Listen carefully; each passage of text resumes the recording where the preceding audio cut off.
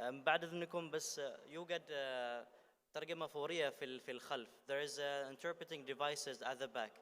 Our team will assist you, inshallah, to have these devices, inshallah, for those who wants the translation. Thank you.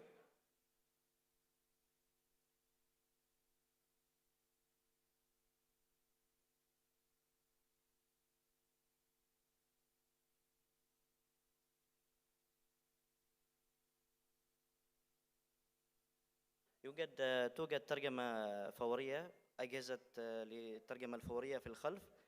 من أراد الترجمة الفورية فليتفضل مشكورا من أخذ الجهاز. الفريق إن شاء الله زملائي في العمل سيعطوكم الجهاز للترجمة الفورية. شكرا.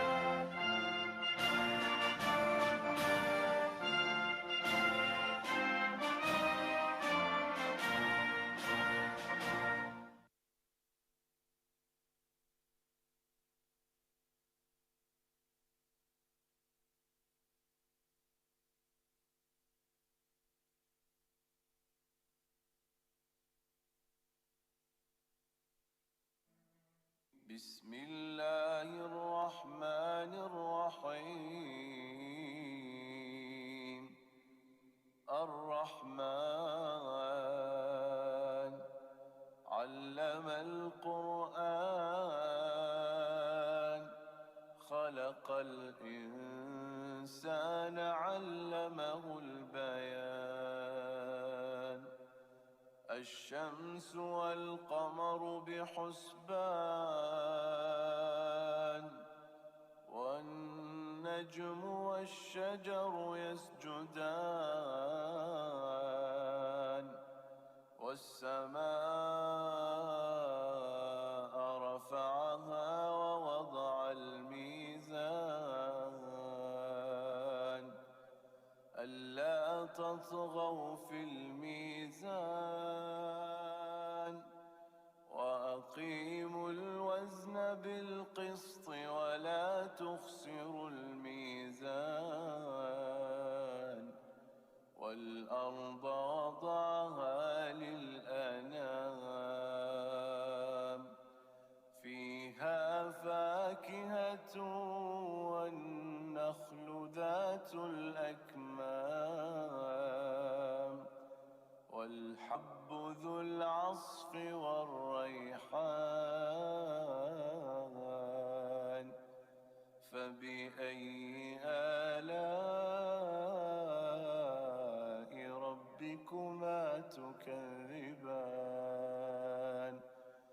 صدق الله العظيم.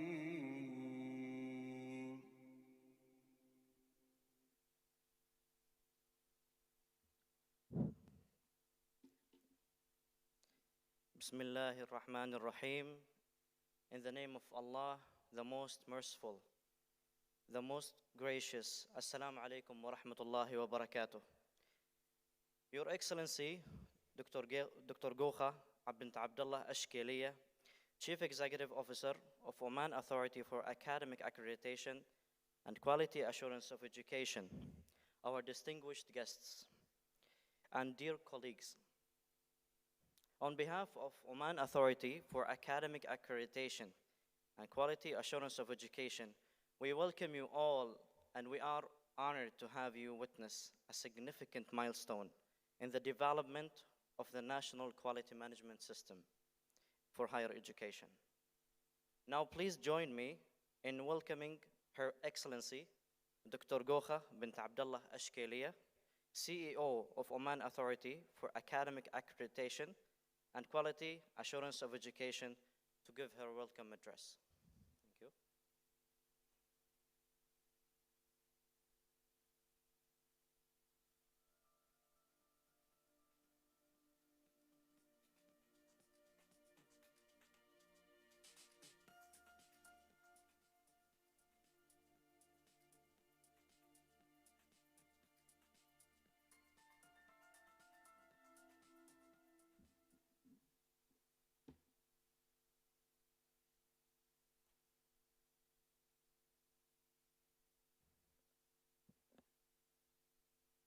بسم الله الرحمن الرحيم والصلاة والسلام على أشرف المرسلين سيدنا محمد وعلى آله وصحبه أجمعين. Our esteemed guests and dear colleagues, Assalamu alaikum wa rahmatullahi wa barakatuh. In line with Oman Vision 2040 and OAAA QA mission and vision, it is with great pleasure and a sense of purpose that I stand before you today to mark a pivotal development in our commitment to quality, the launch of the second version of OAAA QA's Institutional Standard Assessment Manual, called in short, ISAM. This manual, ISAM, has served as the main reference document for our institutional accreditation activities, meticulously guiding the sector and us in the past 8 years since its inception in 2016. The internationally benchmarked standards, criteria, and indicators included in the manual have indeed driven major changes in the various areas of activity in the higher education sector and helped reshape the landscape of its ecosystem for better alignment with international best practices. Being responsive to the changing needs of the sector and the country as a whole, nevertheless, is a hallmark of good and functional accreditation systems. Continuous quality improvement is also at the heart of our quality assurance philosophy, and we can only lead by example in this regard. In our revision of ISAM, we have embraced the same value of transparency, reflectiveness, commitment to the international best practices, and collaboration embraced by our colleagues who drafted the previous version of the manual 8 years ago. The new version came to cement the same principles of robustness, compliance to good practice, and relevance to the local contexts and needs, however, in a more streamlined and efficient manner. Driven by institutional, local, and international imperatives, we have undertaken a thorough examination of our existing institutional accreditation processes, identify opportunities for improvement, and carefully considered how best these could be addressed. Today, you will hear from my colleagues from the Center for Higher Education of Quality Assurance about our journey to change, the partners who helped us along the way, and how their input has contributed to the drafting of this key document. In closing, our new version of ISAM is not a mere modification to an existing document, but a living testament to OAAA QA's unwavering commitment to continuous quality enhancement and it strives to stay abreast of the latest development in the higher education context. The emphasis of the new manual places on efficiency, streamlined processes, societal partnerships, sustainability, and nurturing of scientific research and innovation, for example, are true reflections of some of Oman Vision 2040 objectives. Through institutional accreditation and other external quality assurance activities undertaken by OAAA will continue to guide and support the higher education sector in Oman to meet the relevant national priorities and objectives while maintaining internationally benchmark standards.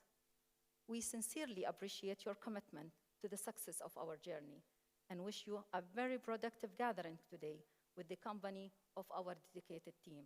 I would like to express my gratitude to the internal and external experts who contributed to the success of our journey in drafting this manual.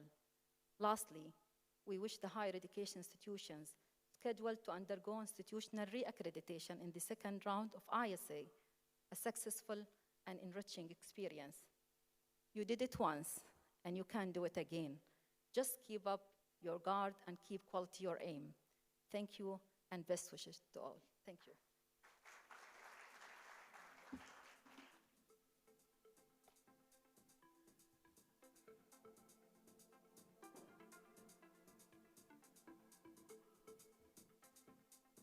Thank you, Your Excellency, for your inspiring words. Oman Vision 2040 sets education, learning, scientific research, and national capabilities as one of the priorities that are related to people and society. From that perspective, the Royal Decree stated that OAAA is accountable for regulating the quality of higher education in Oman to ensure that we, as a nation, are reaching international standards of quality in education. OAAA has carried out a comprehensive review of the institutional accreditation system.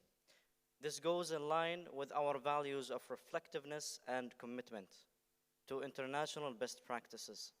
We are here today to witness the outcome of the intensive review for the Institutional Standards Assessment Manual and related documents. It is through extensive external expertise consultation, international benchmarking, and sector feedback and consultation, ISA 2 is coming into action. Dr. Riem Al-Alawi, quality assurance expert, will walk us through the imperative and journey to change, outlining the key factors leading to the revision of the institutional accreditation system and key milestones in the revision process. Please, Doctor, welcome.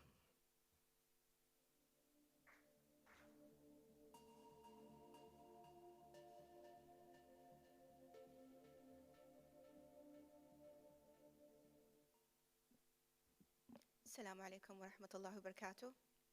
Good morning, everyone. Thank you for joining us today in this significant milestone. And I am so excited to present to you the results and the experience of reviewing the institutional accreditation system. So in this presentation, I will walk you through the imperative and the journey to change and review the institutional accreditation system. I'll be covering the factors that contributed to the review of the institutional accreditation system, including internal and external factors. And I'll walk you through the review and how it was conducted. And finally, I will brief you in about the key features of the updated Institutional Standard Assessment Manual version 2. But before we start the presentation, I would like to check the accreditation pulse in the room.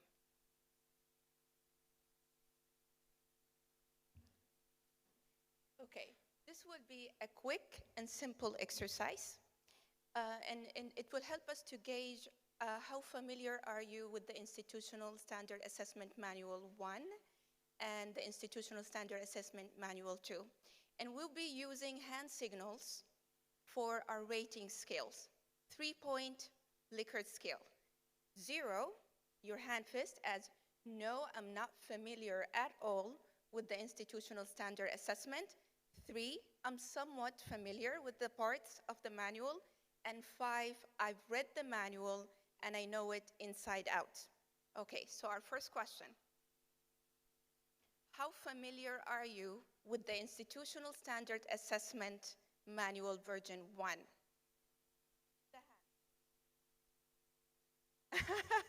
Okay, that's really good. I see a lot of 5s. Okay, tougher question. Have you had the chance to read the Institutional Standard Assessment Manual version 2 that was circulated this week? Okay, so our initial assessment of assessing the accreditation pulse in the room, it suggests that some of us need urgent care. Okay, but it's okay, we got you. Hopefully by the end of the program today, we'll get you up to speed with the changes and all the reviews we've done so far. So back to our presentation. The external factors contributing to the review of the institutional standards assessment. Apart from the fact that reflectiveness and engaging in self-evaluation is a core value of OAAA QA, it's also important to be aware of the trends that are emerging globally and how these trends impact the higher education sector and accreditation practices as well as relevant entities. And so we looked at different factors in our ecosystem. And in this slide, I highlight the most prominent factors at national and international levels that we used as reference point to inform the changes in the institutional accreditation system. So at national level, there has been a heavy focus on digital transformation. And so we needed to revisit our systems and map all our external review processes in order to prepare for automation. There is also heavy emphasis from the cabinet on simplifying and streamlining the processes of the government services and enhancing efficiencies. Now, both the e-transformation, streamlining the government services go hand in hand in raising the efficiency as well as enhancing the sustainability of quality improvement in our systems and processes. We also wanted to make sure that we are aligned with other national priorities such as Oman Vision 2040 and the higher education law that was mandated by the Royal Decree number 7/2023. Throughout the review process, we wanted to make sure that we uphold our commitment to international best practices. And one of our reference points for that was the international standards and guidelines issued by the International Network for Quality Assurance Agencies in Kwahe. These guidelines were issued in 2023. So together with all these imperative and external factors, we made sure that these are our reference points that informed and guide the review process. Progress cannot be generated when we are satisfied with the existing situation.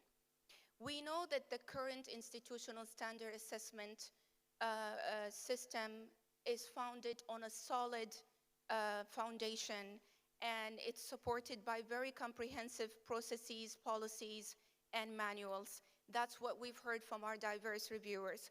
But we knew that this is not the final destination and that we can do better, and there's always room for improvement. And we've learned a lot through our journey with institutional accreditation system.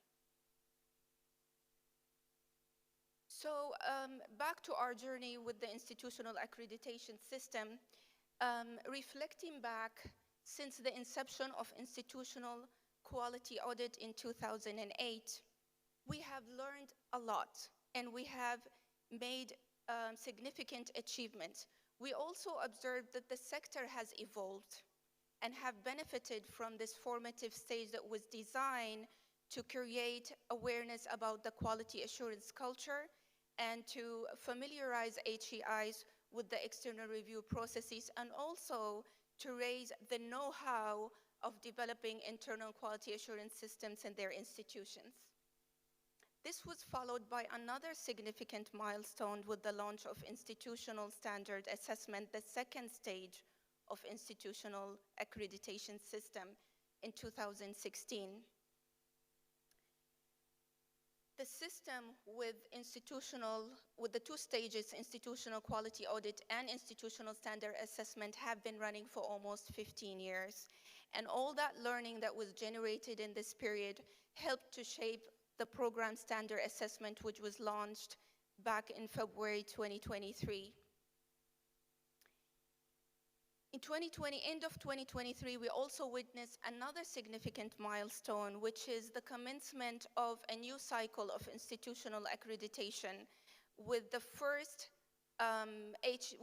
accredited HEI submitting for institutional re-accreditation. So that marks another significant milestone. All these key milestones created a great sense of urgency to pause, reflect, and learn from and understand the lessons learned, and also plan how to move forward, and also informed our review strategy or review process. And as I said, over the past 15 years, we've had many achievements in terms of the number of reviews conducted by OAAA-QA. We have conducted 53 institutional quality audits, 15 ISA reviews, 27 ISA reviews, 15 institutional standards reassessment attempt 1 reviews, and 4 institutional standards reassessment attempt 2 reviews. And with that, now we have 17 accredited private HEIs and 2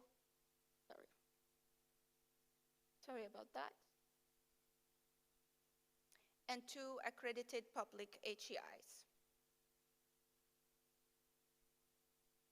So how did we begin the review? I gave you an overview about the external and some of the internal factors that informed the review process. But I will take you now into a deeper dive of how the review was conducted. How did we get here today? So as I said, we've learned a lot in the past decade, and all that learning needed to be translated now into quality improvement.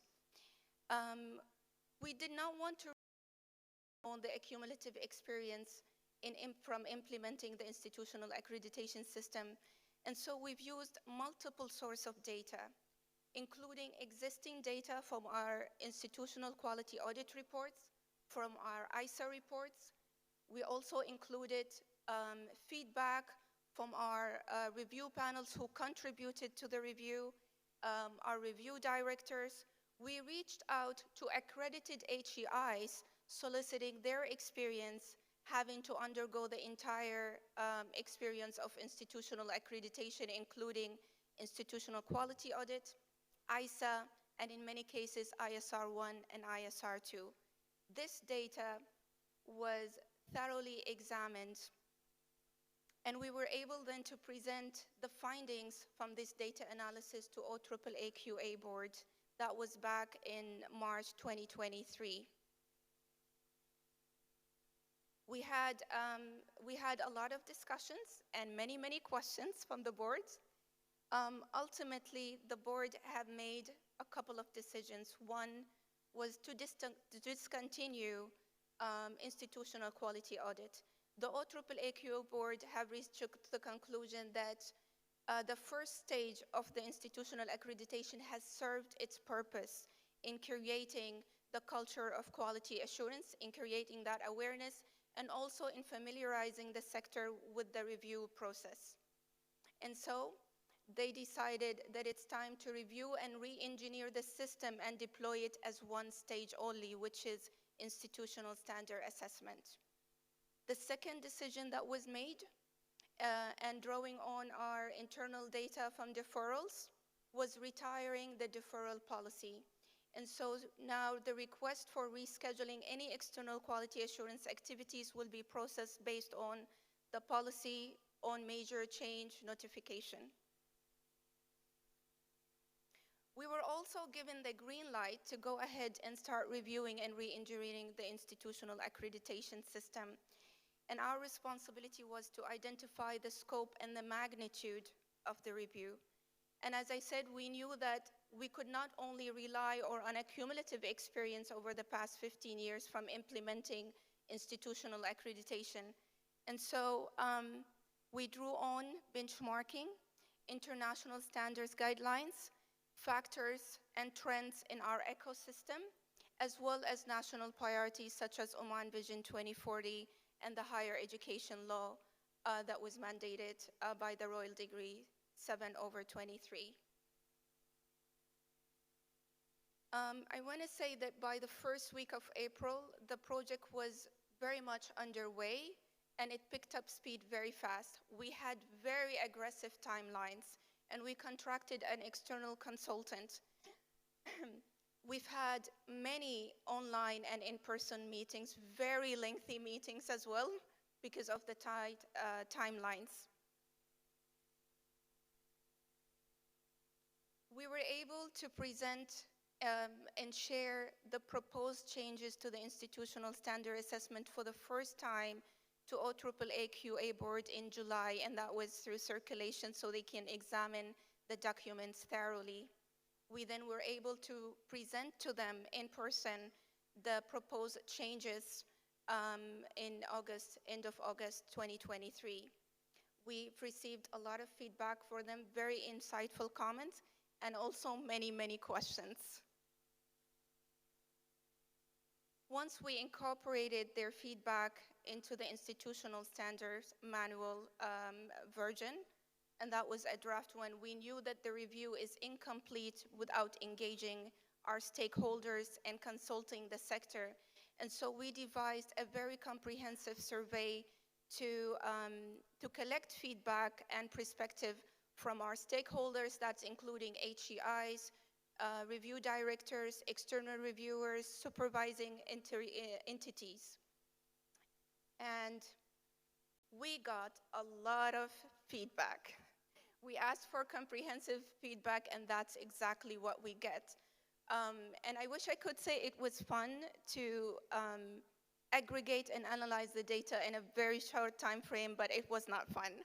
So we had a very tight frame also to analyze this data and incorporate the feedback into the last version or the final version of the institutional standard assessment, which was also shared with OAAA QA board. And here we are today, launching the institutional standard assessment manual version 2.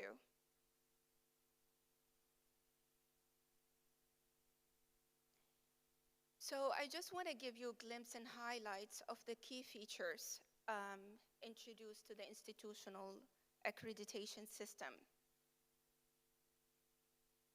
Some of which I already mentioned: discontinuing institutional quality audit. As I said, we've reached to a conclusion that this stage has served its purpose.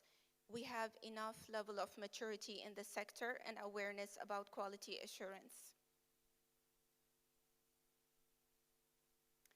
Retirement of the deferral policy.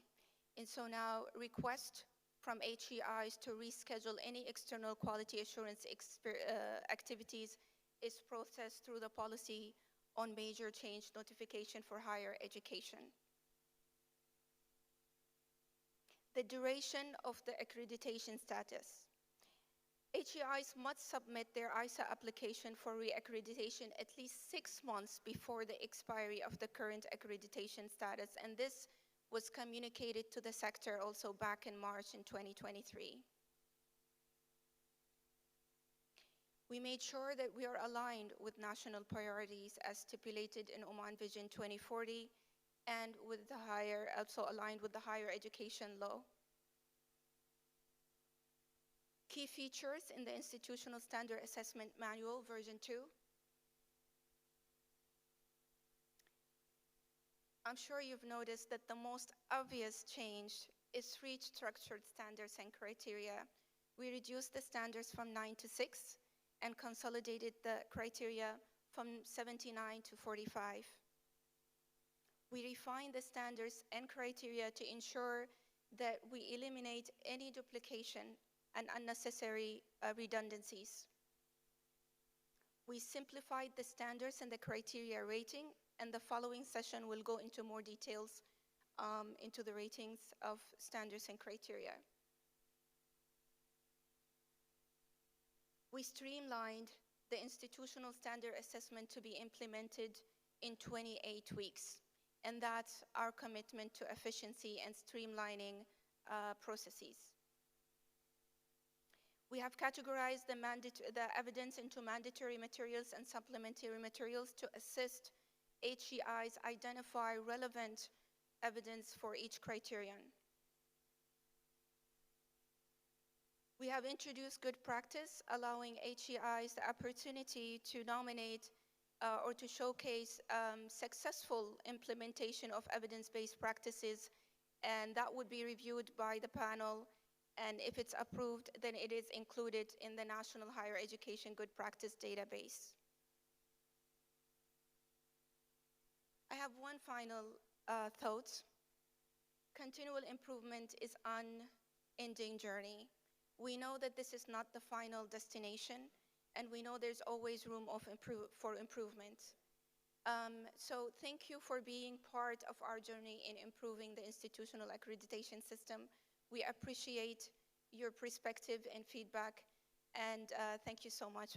With this, I will end the session.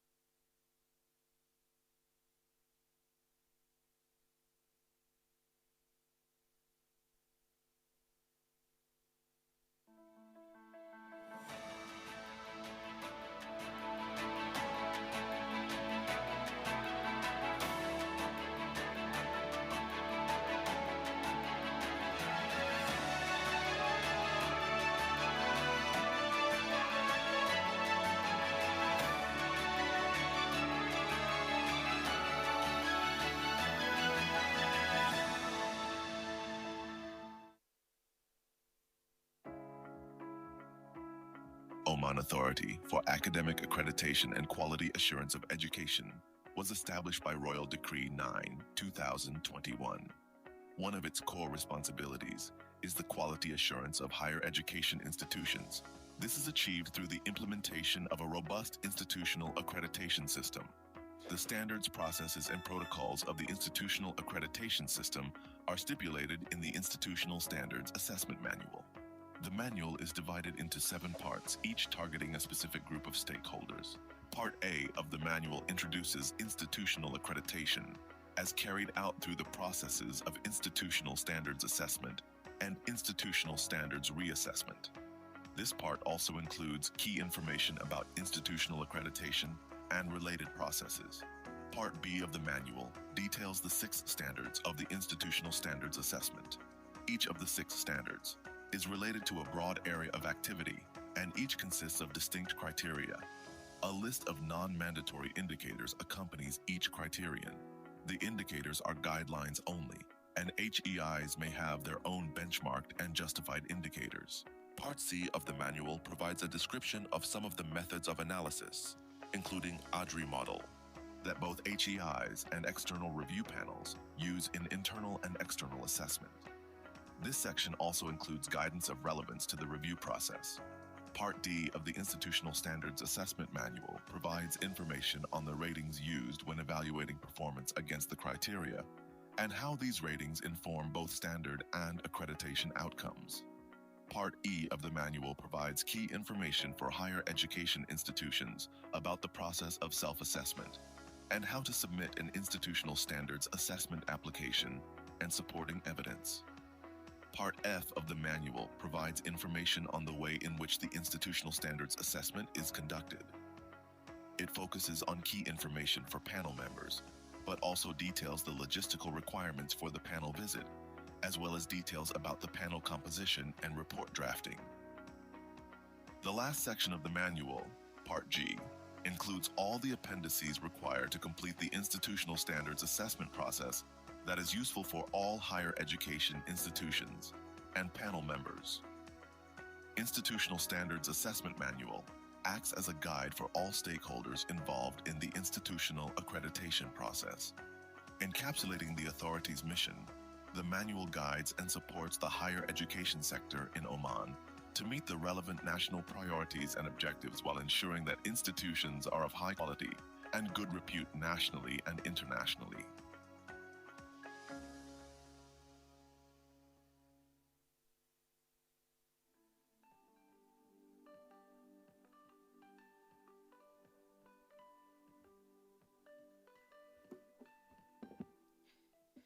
Thank you, Dr. Reem, for the informative presentation.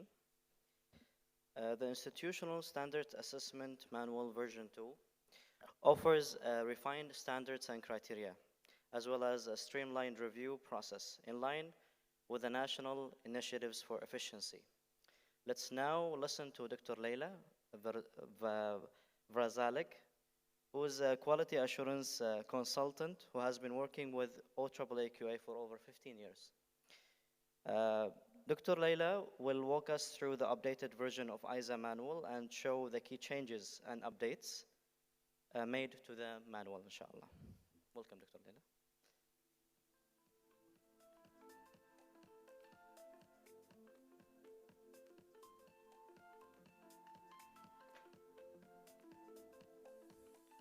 Good morning, Assalamu alaikum. It's not very often that one gets excited about the launch of a manual, but I'm truly delighted and excited to be here today to talk about the changes that we've made and how the current manual differs from the one that you're all used to seeing.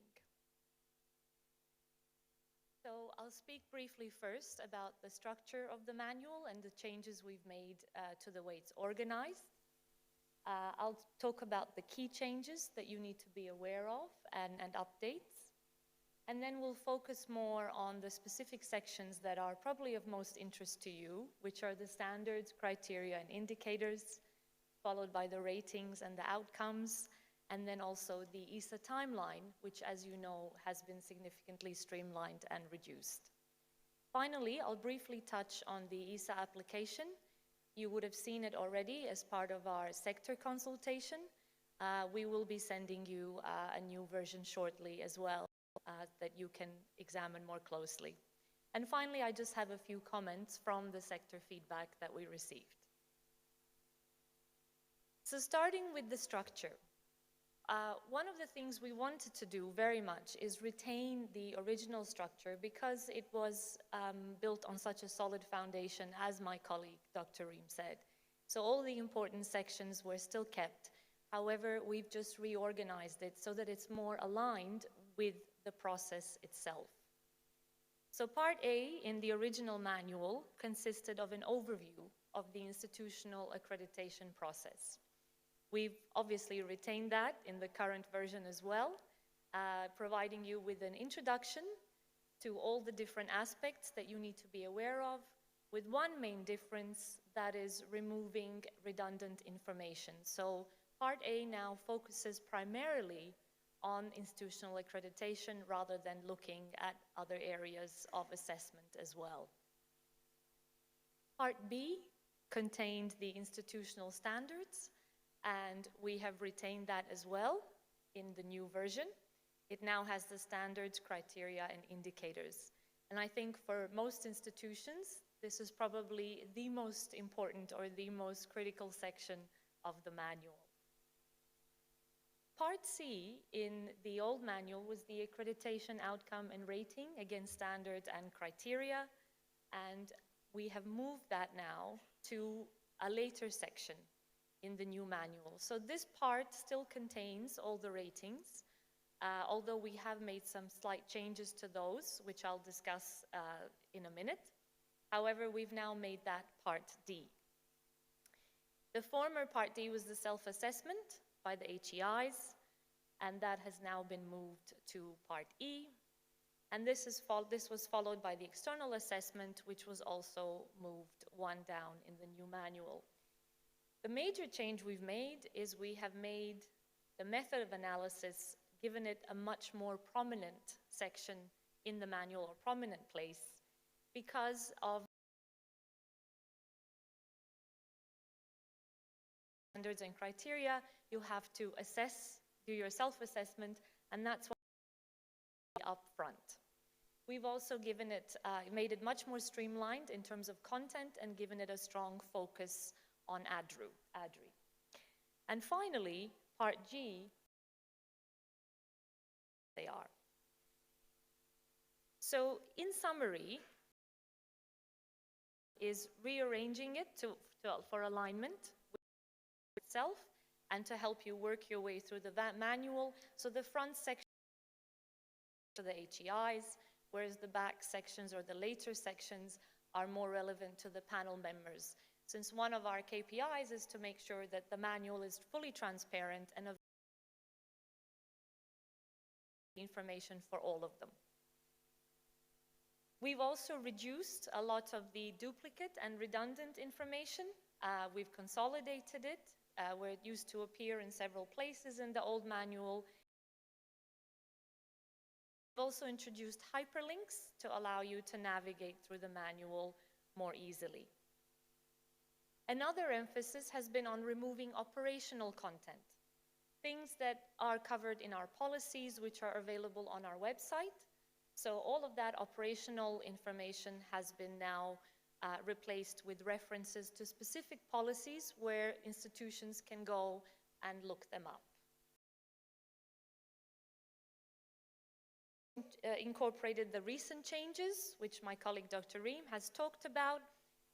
So you will not find any references in the manual anymore to the quality audits, the quality audit reports, and of course, the deferrals. Has been revised and streamlined, and it's built around 3 key stages: before the ESA visit, and after the ESA visit. So everything is very clear. It flows from the outset to the end of the process. The new standards, criteria, and indicators have been added after much revision and much discussion. And also the new criteria and standard ratings and the different accreditation outcomes have been added, along with minor updates to the definitions. There haven't been significant changes to these. I will outline these in a minute. And finally, there's a very strong focus on ADRI as a method of assessment. We don't prescribe this for HEIs.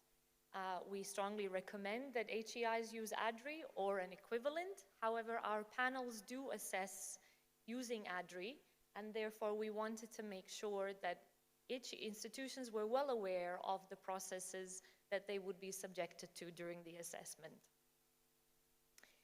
The deadlines for reassessment and reaccreditation have been clarified and they've been specified, so it's very clear now when institutions are expected to apply for reaccreditation of materials, 250 mandatory materials, which all institutions have to submit, and then an additional 450 supplementary materials, which HEIs can decide on when they submit their application. So we're now shifting in terminology from supplementary materials to the use of the term evidence. We've also provided some additional information about the composition of the ESA panels, and that we're now trying to be a little bit more flexible in terms of how we develop and compose the panels so that it can be most effective in doing the assessment. So these are some of the key changes, which I'm sure you've already seen, having looked at the manual during the sector consultation. In terms of the standards and the criteria and indicators, we have reduced the number of standards. In the first version of the manual, we had 9 standards, which comprised both institutional and program areas. And so now what we've done is, having introduced PSA last year, is we've removed the program standards, and we have consolidated some of the criteria from particularly Standard 9 into other areas, and this has resulted now in 6 standards which very much have an institutional focus. There has been some retention of areas related to programs, but only at the institutional level rather than at the program level. As far as criteria goes, in the past there were 79 criteria, assuming an institution also had to apply or look at Standard 3, and not all the criteria were applicable to every institution. So certain areas did not have to be looked at. And also, the criteria were not structured in a similar format. So when you read the criteria, they were differing formats. What we've done in the new version is reduce the criteria to 45, and some of you may recall that they were 46 in the manual that was sent to you in November and December for consultation. So based on your feedback, we've actually deleted one of the criterions, and we are now at 45 criteria. So that represents a significant reduction in terms of the workload that's expected of institutions in preparing the application, and also allows institutions to focus only on the areas that are of interest to institutional accreditation. This time, however, all criteria are applicable to all institutions. We've done that bearing in mind that there are some differences, obviously, in certain aspects or certain areas, and that has been built into the criteria. So, for example, one of the criteria in the past that some institutions did not, was not applicable to some institutions was the consultancy criterion, because many institutions did not do consulting. We have kept the consultancy criterion, but we have worded it in such a way that allows all institutions to have at least an approach to consulting and to encourage consulting, because we want to promote innovation, we want to promote knowledge transfer, knowledge application. So there is now an expectation that at the very least, there will be an approach to consulting and there will be encouragement of consulting activities. And where applicable, those institutions that do engage in consulting, they will be assessed at a different level. So having made sure that all the criteria are applicable to all institutions evens out the playing field, so to speak, as well, and makes sure that everyone is covering all the key areas and issues that we're concerned with. And the other major change is that you will see now that all the criteria are structured around ADRI. So the first sentence in the criterion is related to the approach, and then as you keep reading, it talks about deployment and results, and the final sentence in the criterion is related to improvement. So this not only helps us assess that there is ADRI in all the areas that you're looking at, but also helps institutions in writing up their application by simply following the criterion and the way it is worded. So this was very much a big concern for us to sort of ADRify, as we say, the criteria. As far as the indicators are concerned, there are no major changes here in terms of whether they are compulsory or not. They are still non-mandatory. They're guidelines. It's not a checklist that we're going to go through and check. However, one thing we have done based on feedback from the sector in wanting more guidance is we have expanded those indicators to include additional guidance and help institutions understand what is expected in the different criteria. So we're hoping that those will serve institutions well, and at the same time, if HEIs have their own indicators or their own ways of doing things to meet the criteria requirements, that's perfectly fine as well. So they're not a checklist, and they never have been. The ratings have also changed slightly. We have now brought these in line with the ratings that we use for program standards assessment. So whereas in the past we had numerical ratings starting at 0 for not met and going up to 4, which represented best practice, we have decided to move away from numbers, and we now use descriptors. We've also done away with the 3s and 4s, the good practice and the best practice, and we've replaced them with the good practices that HEIs can nominate for inclusion into the national database. So to make sure that good practice is still recognized, in each standard, an institution can nominate an area of good practice that will be reviewed by the panel. The descriptors remain the same apart from one significant difference. The MET simply, as always, says that the institution meets all of the applicable requirements of the criterion most of the time. That hasn't changed. Not met is still the same. The institution does not meet all of the applicable requirements most of the time. The partially met is still the institution doesn't meet all the applicable requirements. However, there is evidence in the future to within 1 year. So we've given it a sufficient progress at the time of the visit to show that those requirements, to give the panel confidence to give them a partially met rating. So we'll cover this in much more detail during our training, but that's the major change here in the ratings, the move from numerical to descriptive, and the use or introduction of the 1 year limit to meeting the partially met requirements from the criterion. The standards used to be rated as satisfactory or unsatisfactory. To be rated satisfactory, up to 2 criteria can be rated as a 1. We've changed satisfactory and unsatisfactory to met and not met, again in alignment with PSA and also with our criteria ratings. And the requirement for a met rating for a standard has not changed, it's still the same. Up to 2 criteria can be rated partially met. So that's still the same as it was. In terms of the accreditation outcome, there has also been one significant change. We used to have accredited, conditionally accredited, on probation, and not accredited. To be conditionally accredited, up to 2 standards could be rated unsatisfactory.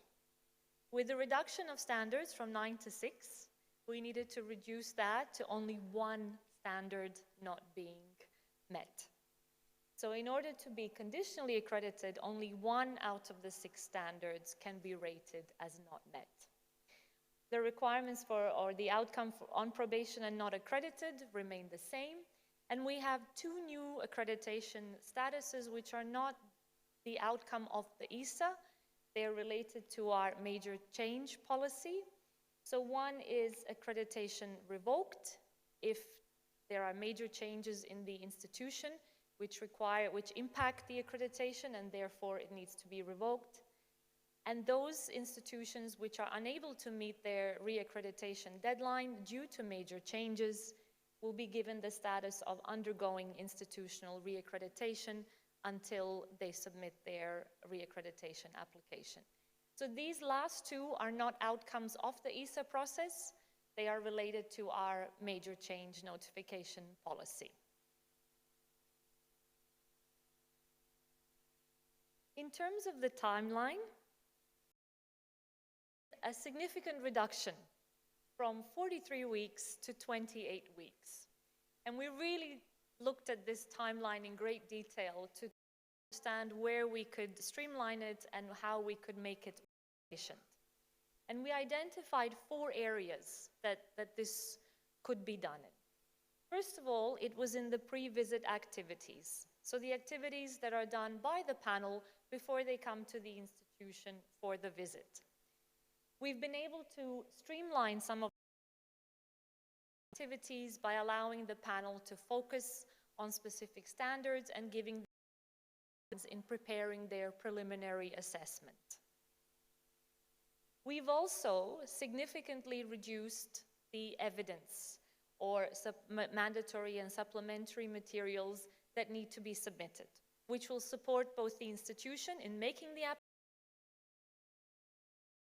the panel in doing their assessment. So we now have 250 mandatory materials which are specified under each criterion in the ESA. Hopefully reduce the request for additional supplementary materials. Outlined all the bare minimum mandatory materials that need to be submitted. Having said that, it's very important to know that just submitting those MMs is not sufficient to demonstrate that the criterion has been met. So institutions can submit additional 450 supplementary materials, and the panel can also request additional supplementary materials before or during the visit. So we've capped it at 700, but we still allow the panel to make additional requests where needed. The other major change as far as evidence is concerned is that rather than making the, rather than making the request for the additional supplementary materials on the day of the planning visit, the request is now sent to the institution at least 4 weeks prior to the planning visit. And those materials must be submitted on the date of the planning visit. So the panel will have access to those early on, which will make their assessment much more efficient. And when they come to the visit, all the materials will already be provided to them, and they will have had a chance to actually look through those. So this will also streamline the preparation and those pre-visit activities. This has resulted in a saving on the visit, where before we would come in week 17, so now the visit takes place 14 weeks after the submission of the application. And the greatest efficiencies are going to be achieved in the preparation of the reports. So previously, version 5 was typically finalized by week 33. And version 5 is the version that institutions receive for their feedback and comments. And we are now aiming to submit that to institutions by week 20, which is only 6 weeks after the ESA visit. And again, the way we've done that is by making changes to the format of the ESA report and the way it's organized, and allowing the panel to focus on areas that need to be improved. So the panel will verify that the requirements of criteria have been met, and in those areas where they have not been met, so those criteria which are partially met and not met, they will be the main areas of focus for the panel. So hopefully this will also allow us to send the report earlier to institutions, and it will also streamline the institution's time frame to respond to that report by allowing us to focus specifically on those areas which need improvement. So again, a very significant reduction in the timeline of 15 weeks. We know this has been one of the concerns of the sector, receiving the reports on time, and we hope that this will achieve that and meet an earlier deadline. In terms of the ESA application, we've moved away from, we've made it longer in a way, but made it more focused at the same time. So previously, the application had 7 sections. We now actually have 10 sections. However, they are much more focused in terms of what is expected and what institutions have to submit. So the first section still contains has an overview of the ESA. It's just an introduction to what is expected in the application. The second section is the declaration and the designated contact person, which is similar to what we had in the past. We've moved the list of abbreviations to the front. And the reason for that is we want the panel members to become familiar with the abbreviations used in the report before they start reading, rather than having to go back and reference them at the back of the report. We've also provided a glossary of terms. Now, the glossary of terms contains terminology which is familiar to the sector, but is sometimes interpreted differently by different institutions. So the definition of a full-time student versus a part-time student, or a traditional student versus a non-traditional student, evening student versus online student. So we've tried to make these terms very clear so that when you are submitting your application, there's no confusion about what it means when you say evening students or what it means when you say online students. Institutions can add more terms to this glossary if there are specific terms that they use within their institution. However, the ones which are given there cannot be changed. So these terms are fixed, and we encourage everyone to make themselves very familiar with their meaning. The fifth section is probably one of the most significant changes, and it consists of a very long table. I think it's about 3 or 4 pages long, which contains key information about the HEI. So it has sections related to the institutional, the number of students, the faculty, the programs. So it's a summary of the institution in a table. We're also asking institutions to summarize their facilities for us, the number of sports fields they have, the number of prayer rooms, all of that. So this allows the panel to, at a glance, see key information without having to look through the manual, searching for numbers or data. And since every institution fills in the same table, it's then also, again, levels the playing field. Everyone submits the same information for the panel to assess. In addition to that, we've introduced an extra section called additional background information for the institutions to allow or to be able to express any information about the past, things that have happened which have affected their current status, any things that are happening in the present, perhaps they're developing new facilities and so on. Also, any future goals, any plans that are in place for the future. So this gives the panel some context when they go in to do the assessment. So again, this is limited to 500 words, but the institution can use that section to provide information about that without replicating things which have already been given in the table beforehand. Section 7 is the self-assessment. So this is where the institutions need to write their text or narrative addressing the criteria. The same format is still applicable, evidence included in brackets, but the big change is, again, that we're limiting the response to each criterion to 500 words. And once again, we want to see more focused applications. We want to see the critical information which is related to the requirements being presented without going into other areas which are not necessarily relevant to the assessment. So that limit of 500 words will probably be easier in some criteria than others because some criteria have more requirements, but on the whole, we've established that that is a good limit that should allow us to look at the response in full without missing out on any information. The sections 8 and 9 are just lists of the materials or the evidence that is being submitted. So section 8 is simply a checklist. If there is a mandatory material prescribed which the institution does not have, that can simply be explained in the narrative of the text, the reasons for that. But there is an expectation. We've made these mandatory materials generic enough for all institutions to be able to supply.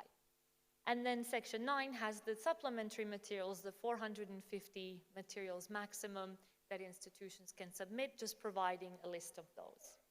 And finally, in order to look at the trends, we are asking for the data for the last 5 years on the student and staff numbers, which is similar to what's submitted at the moment in the current application.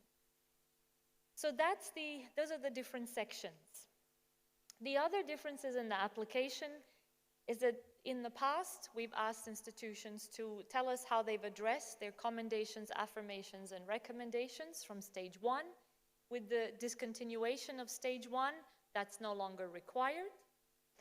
There was no word limit in the past. There is a word limit now, as I've said, for all the criteria.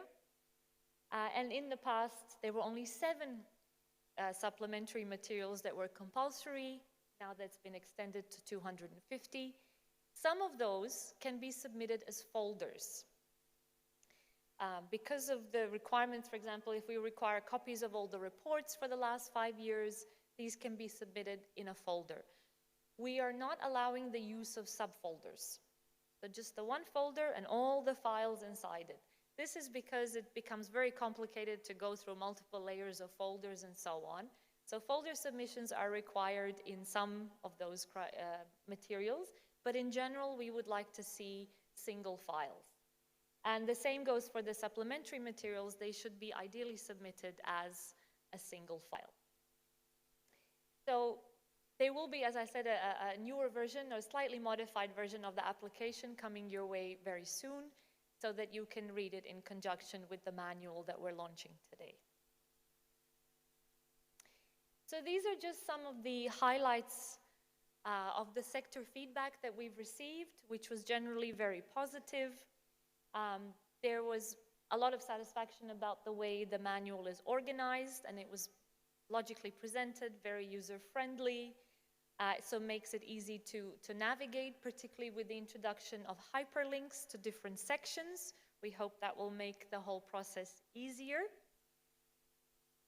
It also was found to be, or thought to be, very comprehensive in content. So despite the fact that it's been streamlined, despite the fact that we've reduced the content, it still contains all of the information that institutions need. And there was detailed coverage of various aspects of the ISA. The other feedback was that it was clear that the redundancy had been eliminated, and again, that was very much appreciated. Another aspect that was liked was the reduction of the number of standards from 9 to 6. We had that comment repeatedly from a number of institutions, and especially merging the overlapping standards, and even things like introducing the word limit to allow for more concise writing of the application, and of course, more efficient assessment as well. Similarly, the ISA timeline was thought to be much more concise and clear, and the way it was organized around the 3 stages before the visit, and then after the visit was also thought to be very helpful. The explanation of ADRI and the types of evidence were found to be useful, particularly to those institutions or individuals who are involved with quality assurance who are new to the process. So we really tried to give more guidance in that section and more practical advice on how to prepare the application. And I think you've seen that in some of in that particular section. The information on the template, on the ISA template and the mandatory materials was very clear, and that was a concern of ours to make sure that the mandatory materials were well understood by everyone and they were not confusing or ambiguous. And also the good practice database was thought to be a good move. There was also praise for the revised standards, which were detailed with clear indicators. And again, this was one of our aims, for the indicators to really support the HEIs in understanding what is expected under each criterion. And of course, eliminating the numerical ratings. I think this was welcomed with the PSA, and similarly was well received now that we moved away from numbers and we've replaced them with the descriptors. There was, of course, some very useful constructive feedback as well. Like Dr. Reem said, we received a lot of feedback. I think the consolidated document ran well into almost 200 pages, and we went through all of it. Every single comment was considered and discussed and debated in great detail, and then based on that feedback, which we sincerely thank you for, because this is what has improved the manual even further now in the current form, we were able to incorporate that feedback and make changes in a number of areas. And my colleague is going to discuss those changes and what we made and how we address them in the next session. Thank you very much.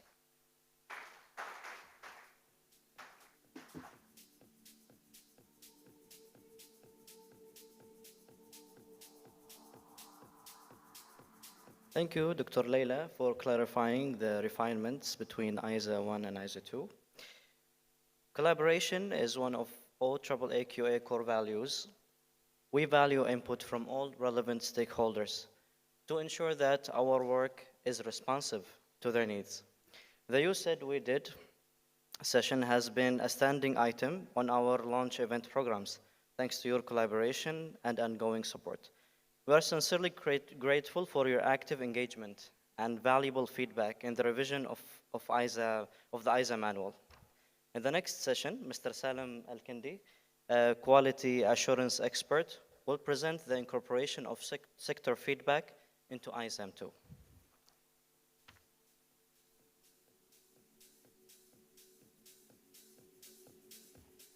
Hey, assalamu alaikum everyone. I know that I am the person between you and your break at the moment, so I'll try to be as brief as possible. Okay, so first let me just tell you about a couple of things that I'm going to talk about. Maybe the first phase, I'll try to show some of the responses that we had up to January 23. I should say that the responses were not really at that time only. They were over the span of maybe 8 years or more. And then the second phase, which is basically the work that was done between January, or let's say maybe, January 23 up to December 23, which is the entire work that has been done by the team. And then the final phase, which is the sector feedback consultation that happened towards the end of last year, before the last iteration of this manual. So phase one, as I said, this depended, and as Dr. Leila and Dr. Reem mentioned, this depended a lot on the existing data that we had. So as you remember, the HEIs that undergo the institutional standards assessment activities, they give feedback towards the end of the activity itself. And then we also seek feedback from the external reviewers, and we also seek feedback from the review directors. And this feedback accumulated a lot of knowledge for us. So we went through the data over there, and then we also analyzed some of the data that we had for the first phase of the accreditation system, which is the IQA. So we had a look at all of that at the beginning in January 23. And then we also, as Dr. Reem mentioned, we tried to have some sort of method to solicit feedback from the stakeholders, again, after going through the experience itself. So there was some sort of agreement to devise a mixed method survey to solicit the feedback from the external reviewers as well as the HEIs, so that we look at the experience that they had and see what areas we could improve.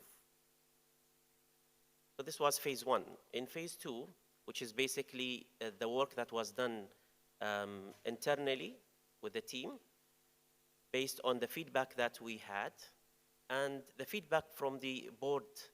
And as Dr. Reem and Dr. Leila mentioned, we had a time crunch. We had so many aggressive deadlines, so we had to look at the data at hand. We had to sit down in lots of meetings, long meetings, 8 to 8 sometimes. Some people stayed after midnight to look at all of the feedback that we received from the board, how to address all of that. And up to, I should say, the final version that you see in front of you is not really version 2. I mean, it's actually maybe version, I don't know, Dr. Leila, should I mention this? Version 15 or maybe version 20 of the second iteration of the manual. So this was, again, that was the target, to have continuous improvement of the manual itself. This was phase 2. And then towards the end of phase 2, we had the sector consultation. We had a very long survey that was sent to the stakeholders, and it comprised so many questions around the manual itself, around the new manual. So the survey was sent to higher education institutions, to each and every single one of them, plus the supervising entities as well, and the ministries.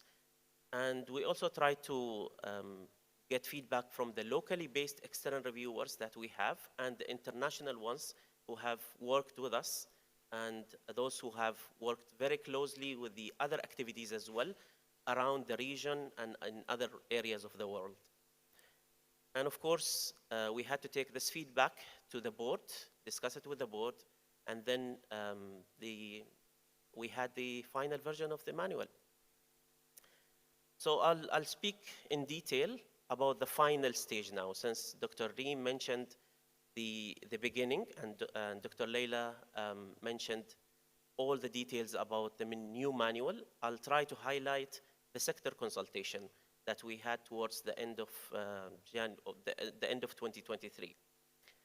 So I'll maybe brief you about a couple of key changes. Although, as Dr. Leila mentioned, the feedback was over 200 pages, I think. No, 200 pages or 20 pages?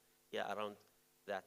So the feedback that we received was really detailed, and what I'm going to show you is just the tip of the iceberg. It's not really a lot. It's not really everything that we have implemented. There are so many things that we have taken from the feedback that we got, and they are implemented in the manual. So just to give you a brief about how many HEIs responded. So the survey was sent to 40, and the 30 of them completed the survey. And the supervising entities, 4 of them received it, 3 of them replied, and then 30 external reviewers and review directors received the survey, and 20 of them replied with the feedback. So how did they react? What was their happiness level, I should say? What's their satisfaction level? Overall, the general feedback about the ISA manual was really positive. So they were very satisfied with the new iteration of the manual. And the first part was also very well received by the sector, by the stakeholders. The second part, which is basically the major part or the most important part for HEIs, was also well received. Maybe I'll speak about those later on, the standards on their own.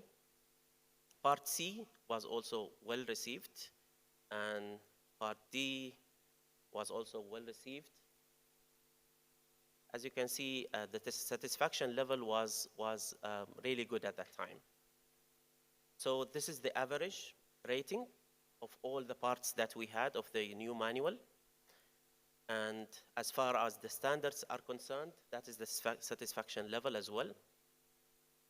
I should say, I mean, standard 5 and 6 had 4.3 actually. It doesn't really show there, but the satisfaction level was really high. So how does the new manual look like now? I'll just try to reiterate what Dr. Leila mentioned. It has 6 standards, and all of these standards are applicable to the HEIs, all of them. And it has 45 criteria, and all of them are applicable to all HEIs. You might remember that these were 46 at the sector consultation stage, but later on they became 45 because of the feedback that received. One of the criteria was eliminated. So these are the new standards of the new manual. And I must say, if you look at standard 3 and standard 6, these were modified based on the feedback that we received from the sector. So what are the key changes? One of them is additional information has been included in section 1.5 to account for the interim status of undergoing institutional reaccreditation. So we already know that the accreditation status has a period of time. Previously, it was not really clear when to submit the application, but right now it is clarified to the HEIs that the submission is just before the end of the period itself, 6 months to be exact. And then the status accreditation revoked has been added, but it's, again, as we said, it's not the outcome of the activity itself. It is just as part of the process itself, part of the activity, that granting the accreditation is not the final destination. You have to maintain that kind of quality assurance level. And then a document history was added towards the end of the manual so that whoever is familiar with the first manual will be able to see the difference between the two. So a statement was also added to section 3.1, which permits military HEIs exclusively to seek an exemption from certain criteria or subparts of the criteria in exceptional circumstances. And of course, this is subject to OAAA QA approval. And again, as I said, all of these are to respond to the feedback that we got from the sector. So the name of criteria 1.8 has been changed to physical infrastructure and campus facilities management in line with the standard. And then standard 2 criteria have been rearranged to align with the student life cycle. It was a very insightful comment from one of the, like I should say, more than one feedback form. They wanted the criteria to be arranged in a way to show the life cycle of students.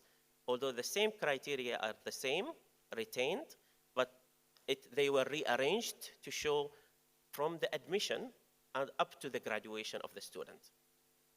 And then criteria 2.3, which is now 2.4, teaching and learning framework has been amended to refer to evaluations of teaching and learning practices. And then criteria 2.8, academic advising, has been amended to include coordination and timely support as well. And then standard 3 has been renamed to students and student support services. Student or standard 3 criteria have been rearranged and student satisfaction has been moved towards the end of the standard itself. Standard 4 criteria have been rearranged. HR planning comes first.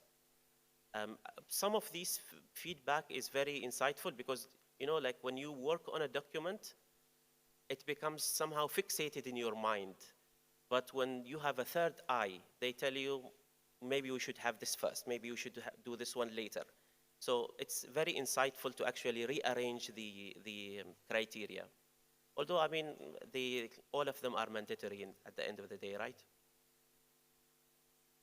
An explanatory note about wider community has been added under standard 6. And then criteria 6.1, academic partnerships for quality assurance, has been deleted, and parts of it have been moved to criteria 1.6, quality management system, and the original 6.4, which is now 6.3, engagement with education providers. And that's it. Thank you very much.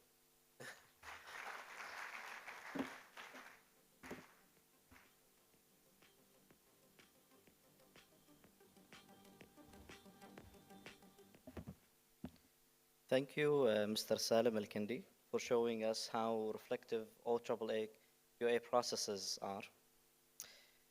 Our distinguished guests and dear colleagues, now we invite you for a short break, and we will resume our program in 20 minutes, inshallah. Thank you.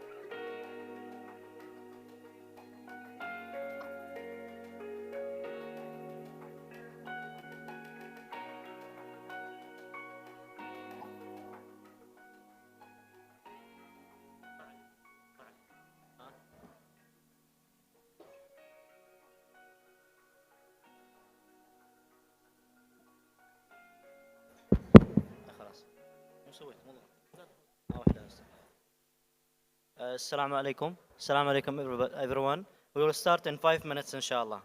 Please take your seats.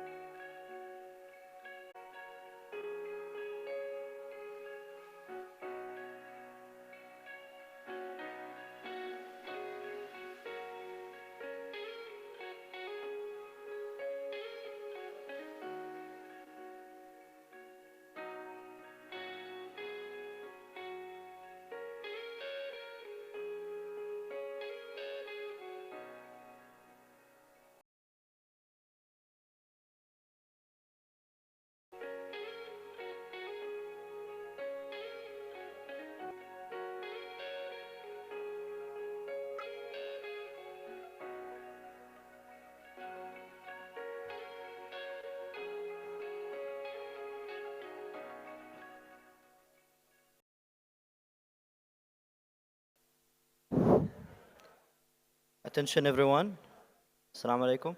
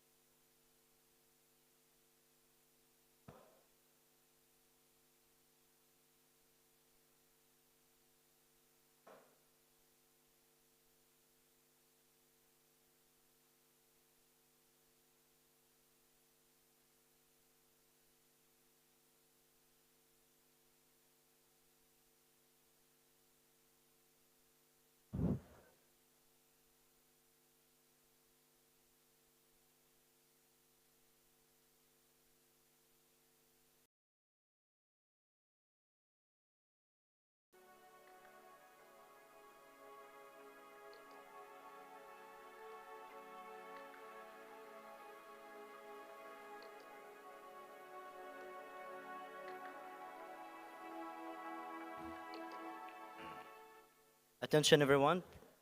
Assalamu alaikum. Please take your seats so that we proceed. Thank you so much.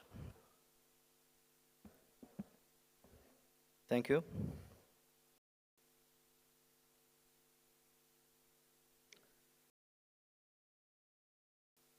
Welcome back everybody. I hope you enjoyed the break. I hope you have energy because the coming sessions a lot of questions from you guys. Anyways, the coming 2 sessions are going to be about moving forward. Ms. Muzna Al-Houti, who is a quality assurance specialist, will brief you in about the ISA scheduling and the plan for capacity building. Please, Ms. Muzna, come please.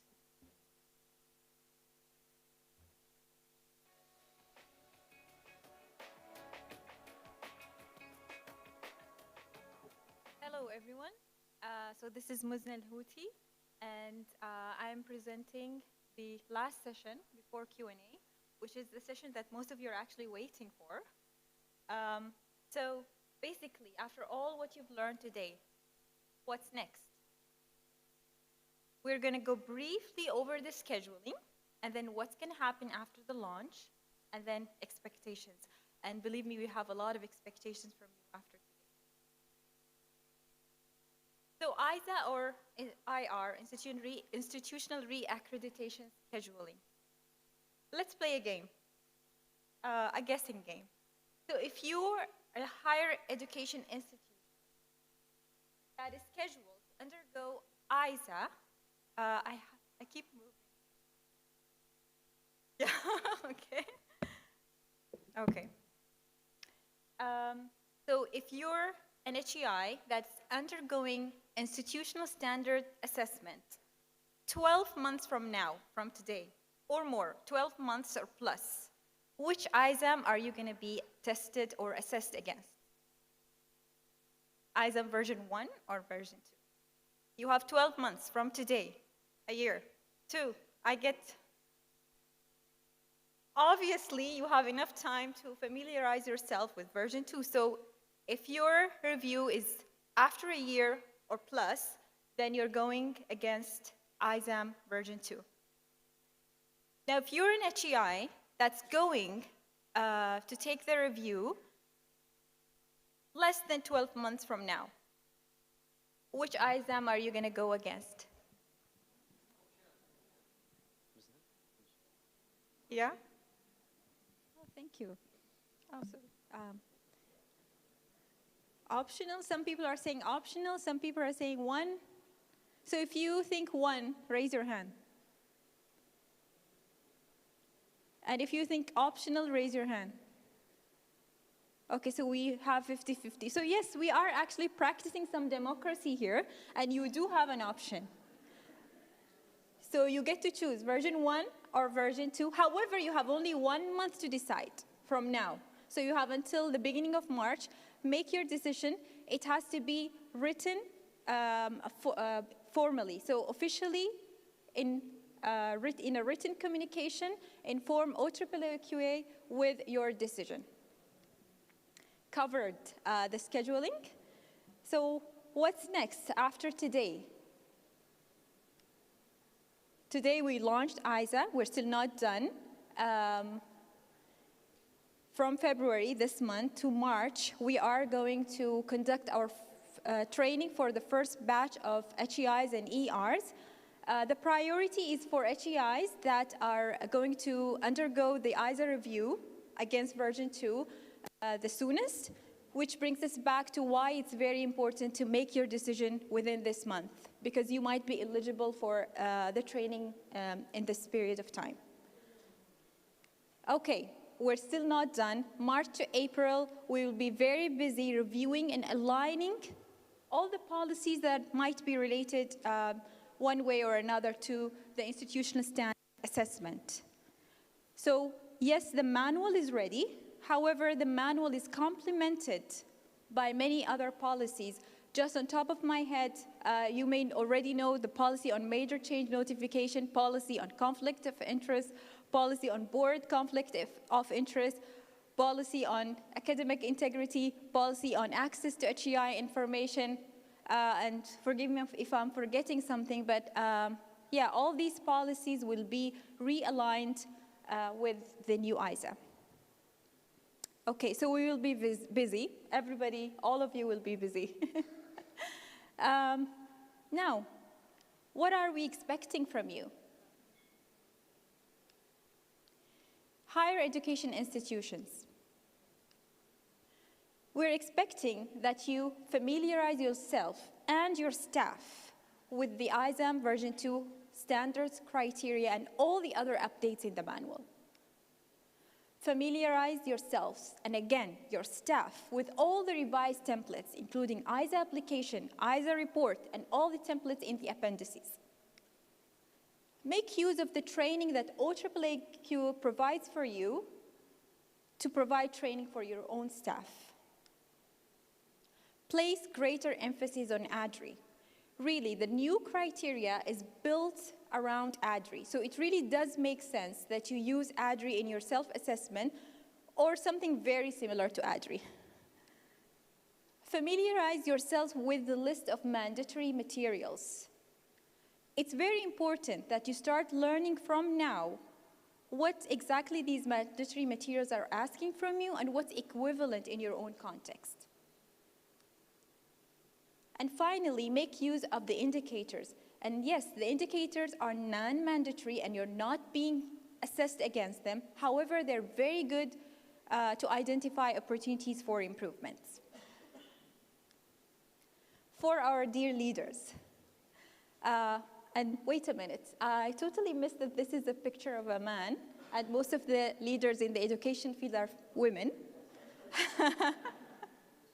So yes, I digress. So leaders, continue to lead the change towards quality culture. Signify the value and the importance of continuous quality improvement and not just compliance. Continue to champion the systematization of the self-assessment process and make sure that it becomes integrated within your systems. Most importantly, continue to support your staff in QA capacity building. Make sure that when you get accredited, and I'm saying when, not if, when you get accredited, that the standards are met all the time and protect yourself from any negative influences of major changes. Finally, a very wise man said, and an even wiser man asked me to put this on. So back to the less wise man, quality is not an act, quality is a habit. Thank you, Aristotle. Thank you, everyone, for your listening ears.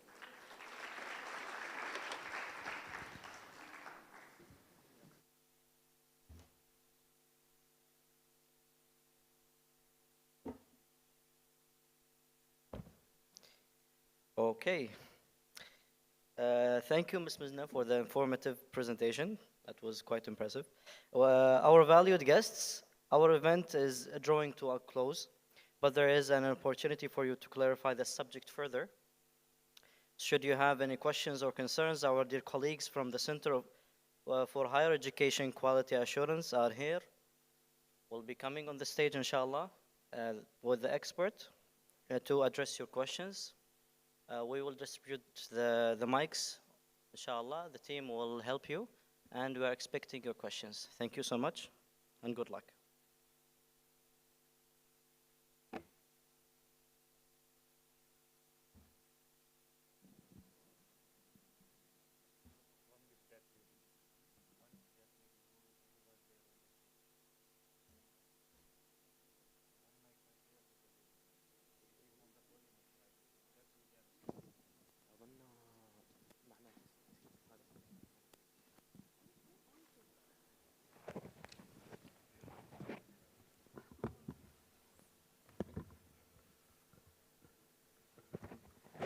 Thank you very much, dear colleagues, presenters of the session so far.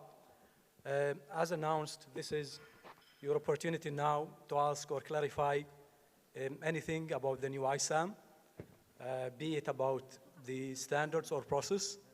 We'll be more than happy to answer your questions. Thank you. No questions today?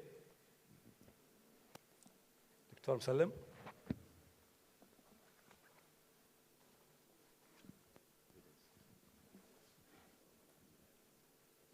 Assalamu alaikum wa rahmatullahi wa barakatuh. Musallim al-Ma'ani, Dean of Zahra College. I have two questions. Number one, regarding the training of HEIs, is it to all higher education institutions or to those in the process of applying for re-accreditation? This is number one. And my question is number two, is that you know, with the supporting or evidence, now, if you cannot add folders inside, but from our own experience, that some documentations cannot be embedded in one file. So how institutions can go about with that? Thank you very much. Thank you, Dr. Msalem. Now, regarding the first question, I mean, as a matter of priority, priority given, the institutions scheduled to undergo institutional accreditation against the new ISAM or institutional, re-accreditation, as the case may be, will be given priority in the coming few weeks before Ramadan. When it comes to training, we go by our review schedule. Those scheduled to submit, let's say, in the coming 12 months are given priority over the other institutions. Having said that, depending on our capacity to deliver, training, be it for those institutions in the pipeline against the old ISAM, if some institutions opt to submit against the old ISAM, we will still, deliver that type of training, or they opt to submit against the new ISAM. Again, more training opportunities will be there, even for those who are not scheduled to undergo institutional accreditation very soon, depending on the resources available. Because as you would appreciate, organizing a training event is not something to be taken lightly, and there's a lot of preparation. In a nutshell, priority goes to those on schedule in the coming 12 months or so.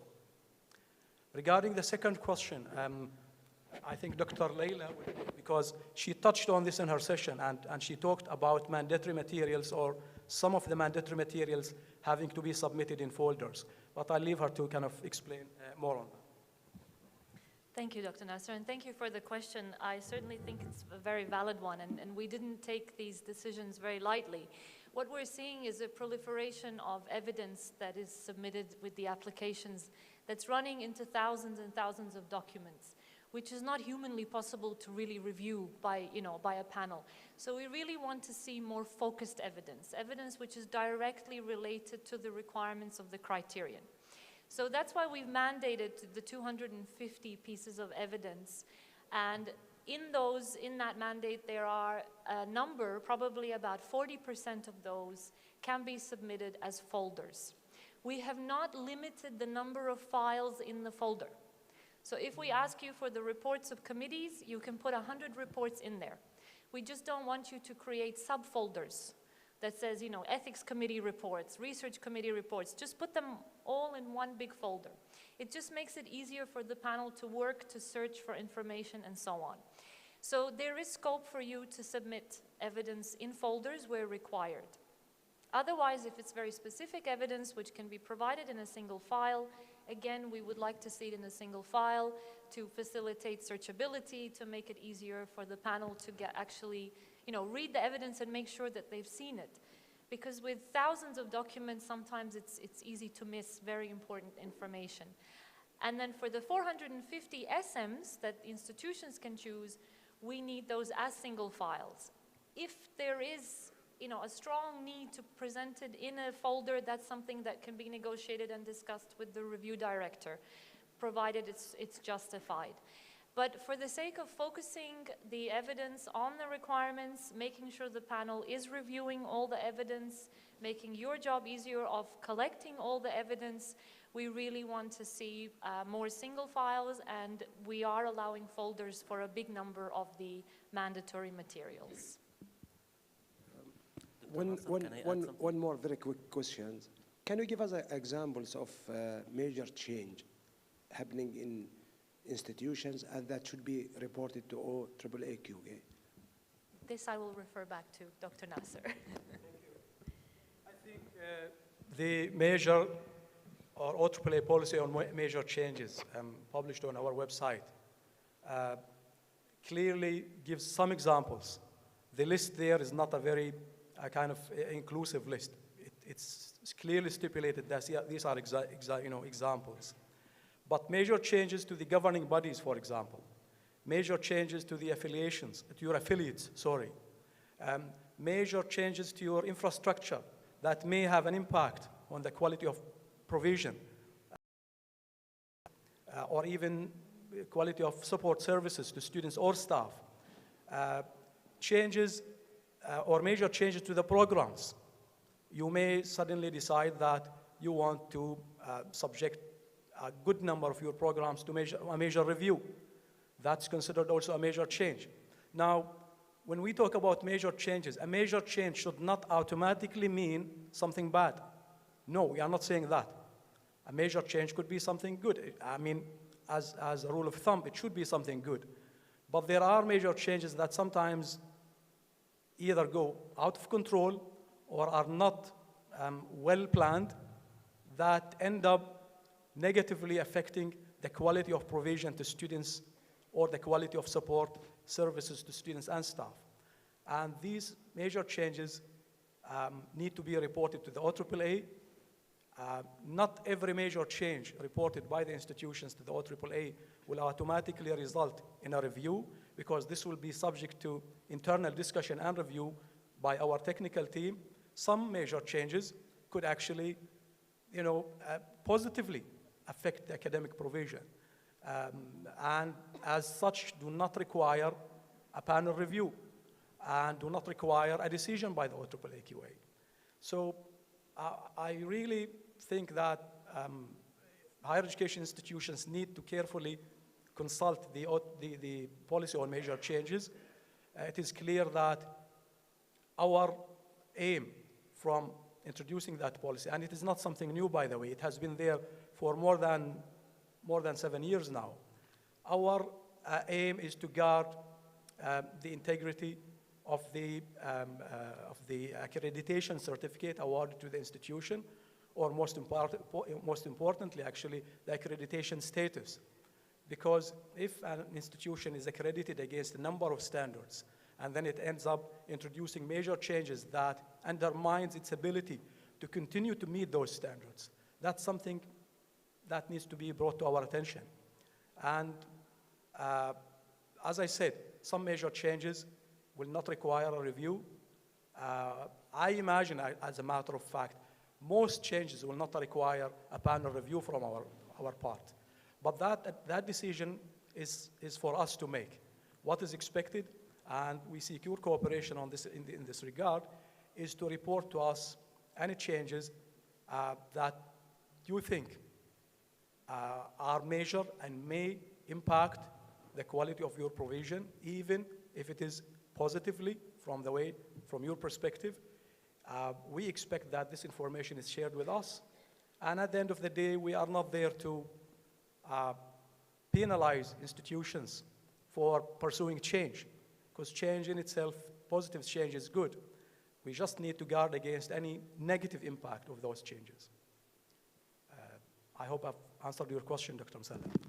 Yeah, thank you very much. That's clear. Dr. Nasser, yes. I would like to add one more. Please. Is this on? Yeah. I just want to add maybe one more thing regarding the first question, which is about training, to Dr. Musallam's, to answer Dr. Musallam's question. As Dr. Nasser, as a matter of priority, those HEIs that are going to undergo ISAM V2 are going to be the ones we target at the moment. But besides HEIs, there is also a plan to train our existing external reviewers, who are basically from the HEI, from all our HEIs here in Oman, which basically gives them exposure to the new manual. So that kind of exposure is going to be helpful, because our external reviewers in all HEIs are basically from the quality assurance units as well. So they have that kind of exposure to the new ISAM, and they can deliver those kinds of awareness sessions within their higher education institutions. I know that this is not from the perspective of the HEI submitting an application, but it's from the perspective of an external reviewer who knows how to deal with the manual and who knows how is going to, assess the application itself. So that kind of exposure is going to be there through the other training workshops that we have for external reviewers, for review directors, and the planned HEIs who are going to undergo ISAM 2. Yeah. Why don't you open the door to all institutions? Well, Dr. Musallam, as I've just mentioned, one factor are resources, because at the end of the day, we have a small team of experts who will be delivering this training. Secondly, and this is especially an issue with private HEIs, there is a high staff turnover, and people working on quality keep changing. So to go now and train an institution and at the end of the day, or a few months down the line, half of their staff in quality assurance leave. We end up then needing to train the same institution again. Also from experience, it was noticed that the closer the training to the submission time, the better. Because we noticed that people can relate to the training and to the practical aspects of the training if they are at the same time working on their submission, working on their self-study. Unlike when training is provided much earlier and there's nothing for staff to relate to on the ground in their institution as far as ISA is concerned. So with this in mind, we think like a year before submission, a year to 9 months before submission is an ideal time for us to deliver a training on our schedule, for an HEI on our schedule. Okay, thank you very much. Assalamu alaikum wa rahmatullahi wa barakatuh. This is Dr. Rashid Al-Ma'mari from Quality Assurance Office, Sultan Qaboos University. I would like to thank you for all the very informative presentations you've given today. And I've got this question. It was clear from the presentations that, the first stage of the accreditation, namely audit, has been done away with. Do you imply the doing away with the CARs, the confirmation, the commendation, affirmation, recommendations as well? Because that would imply that the current applications for renewal of accreditation would be done independently without any reference to the, So the question is, are the current applications for renewal of applications going to be treated individually with no reference to the previous accreditation that That's the question. Thank you. Thank you. Obviously, it's a process. Institutions undergoing, accreditation every 5 years according to our cycle. And it's cyclical for a purpose, because there needs to be a level of assurance given to the OAAA that the institution is capable of continuing to uphold academic standards for 5 years to come.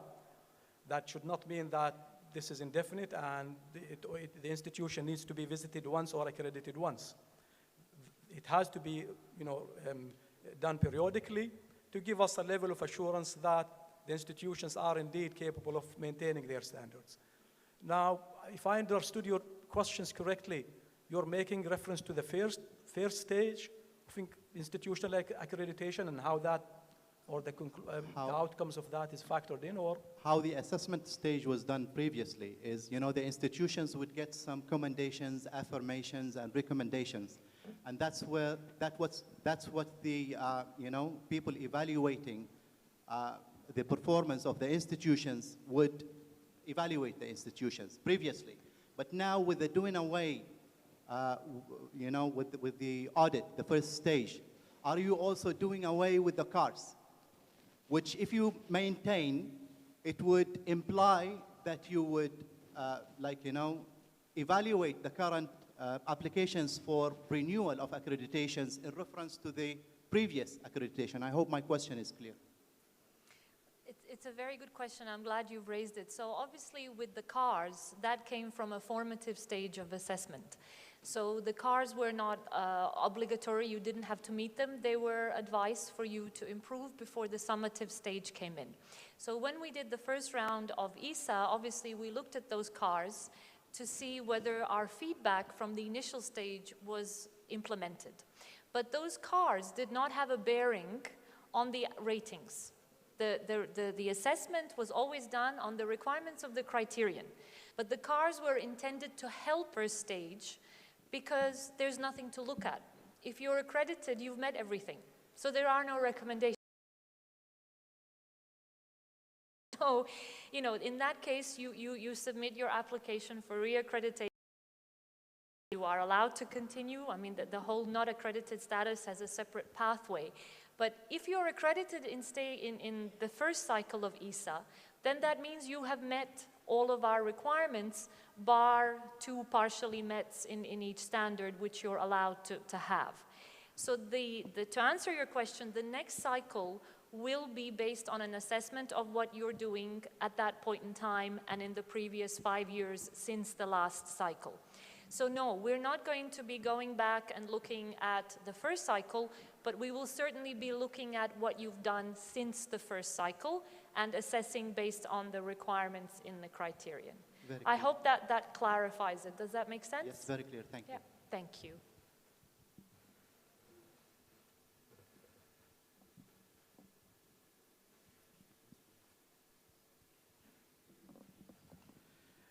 Good morning, everybody. In continuation with the same question, ma'am, the answer which you have given now, it seems that there is no link between first assessment and second assessment. Whereas what we understand is, for example, criteria were given numerical value. If I am given a rating of 2 out of 4, in the audit report it is mentioned, if we read the audit report carefully, there is justification why we are given rating of 2. And these points, they are as good as affirmation and recommendation. So my question is same, are you not going to look at that point, whether these points which you mentioned in the first have been resolved by the institution or not? If not, there is no link between first and second accreditation. Again, this is the reason why we've removed the numbers. There was always a conception that 4 is what you're aiming for. 2 is the target. If you get a 2, you've satisfied our requirements. If you're getting a 3 and a 4, you're well above what the OAAA QA expects, and what you're doing then is best practice or good practice and so on. So if you've got a 2, you have met everything that needs to be done. And that's it. We are not going to look at how you get from, whether you need to get from a 2 to a 4, because you getting from a 2 to a 4 is part of your continuous improvement cycle and adopting best practices in your institution. So the removal of the numbers and switching to just 3 ratings, not met, partially met, and met, should cover all the expectations that we've defined in the requirements. So no, we're not going to be looking at going from a 2 to a 4. That was never the intention, even in the first cycle. All we expected is a 2 to begin with. Thank you.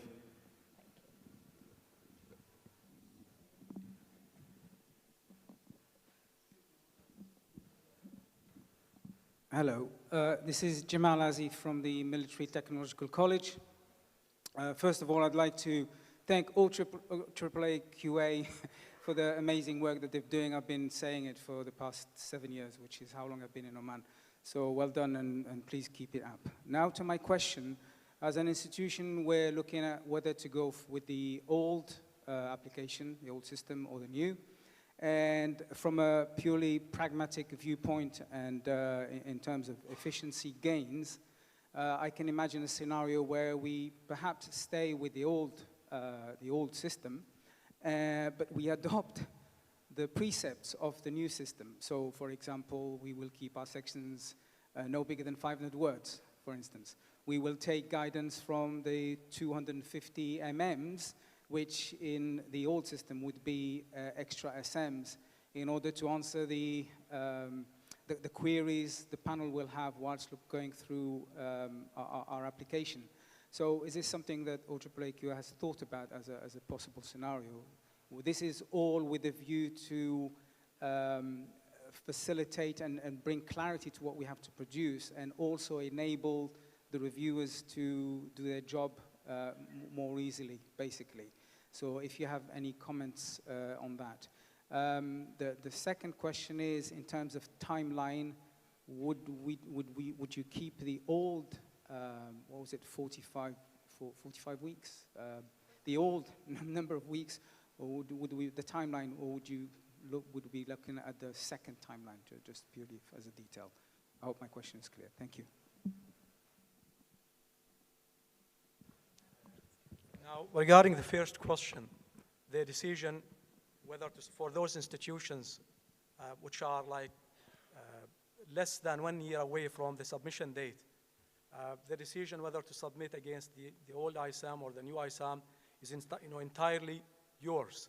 As Ms. Mizna indicated in her presentation, nevertheless, that decision has to be communicated to us in writing. Obviously, you know your situation very well. You know your preparedness to submit against either ISAMs. You will make that decision. If I understood your question right, you're also asking about can we make use of some of the SMs or submit some of our SMs or your SMs under the new categories. Is that the question, Dr. Jamal? Or? The question is, can we use the principles of the new application on the old application with a view to clarify what we have to do and make the job of reviewing our application easier?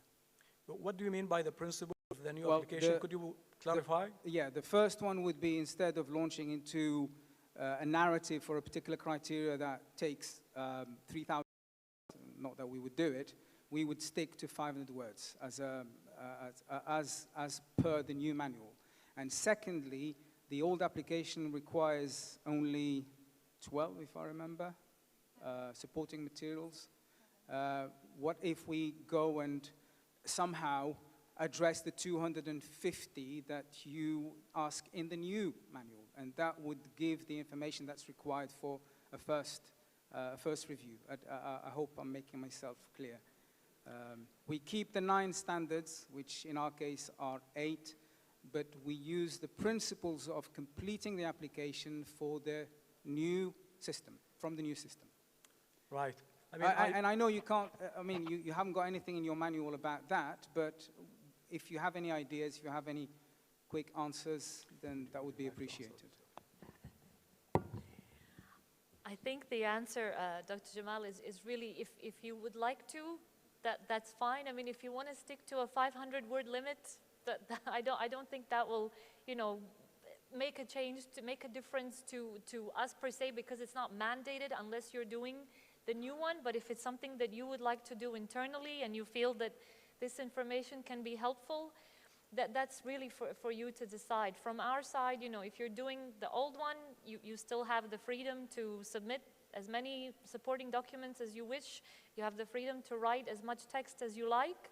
But if you would like to, use that, adopt those, like you said, principles from the new one, that's really an internal decision for the institution. Thank you. I've got another question here, and it's about, bringing the number of rankings to 3 instead of 4 as before, so doing away with the exceed. Don't you think that this will have somehow a negative impact on the performance of institutions? Somehow, because you're just saying to the institutions, the maximum you can get is meeting the requirement. So whatever you do, the maximum you can get is just meet the requirements. And meet here is meeting the minimum requirements. So are you implying that those institutions who, get meet have only met the minimum requirements here? Because some institutions will do a lot of work.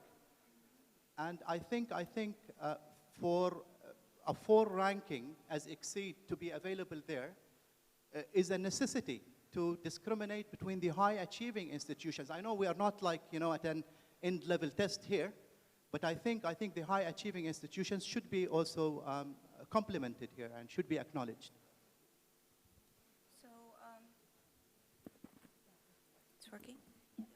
So institutional accreditation is about meeting the minimum standards, ensuring that you meet the minimum standards of quality assurance. That's what's accreditation about. In the new ISM, we also introduced good practices. And as we said, this allows the institution to showcase their success in using evidence-based practices and showing continuous improvement and evidence in achieving deliberate outcomes.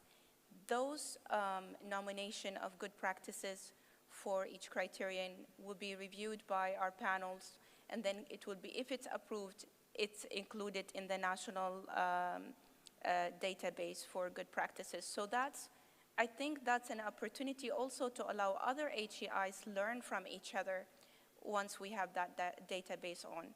But again, when you're talking about the rating in terms of 3 and 4 to acknowledge that some institutions are achieving more, I think the good practice database would cover that. Thank you, Dr. Reem. I mean, one addition maybe I would like to make here is that accreditation is not ranking. That's for sure. Accreditation is accreditation and ranking is ranking. And these are two completely very different systems in their mechanisms, in the way they reach their conclusions or their rankings, and in their purpose. That's for one. The other thing, when we say MET, which is the equivalent of a 2 in the old system, MET is not something to be taken lightly. MET means you are meeting internationally benchmarked standards. It's not just like a passing mark. No. 2 in the old system and also in the new system, which is now MET, means you are meeting internationally or the requirements of internationally benchmarked standards. As for 3s and 4s, and these are the only 2 missing bits from the new system, this is now, it goes on our register of good practice. For you now. Thank you. Any more questions? Yes. Assalamu alaikum wa rahmatullahi wa barakatuh. Leila Zjali from Oman. Thank you for, first of all, to incorporate in the new manual about the multiple campuses. It was I just want a clarification regarding MET and partially MET and on probation, the third one, I forgot what it's called. In multi-campuses, how does that work? If you just clarify that. Sorry, doctor, in multi-campuses, what's the issue? Yeah, when you're addressing the METs or not METs, how does it work? I mean, regarding the evidences, regarding, so how are you addressing that? I mean, just as we address it when we visit different colleges within a big university. Okay. You know, if it is a college or an HEI with multi-campuses, at the end of the day, they are submitting one ISA. And we look at the institution as one ecosystem. We don't look at things fragmented, you know.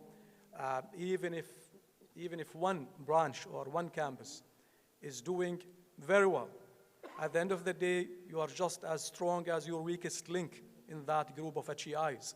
Even if 6 of them, there are 7 of them, 6 of them are doing very well, one isn't.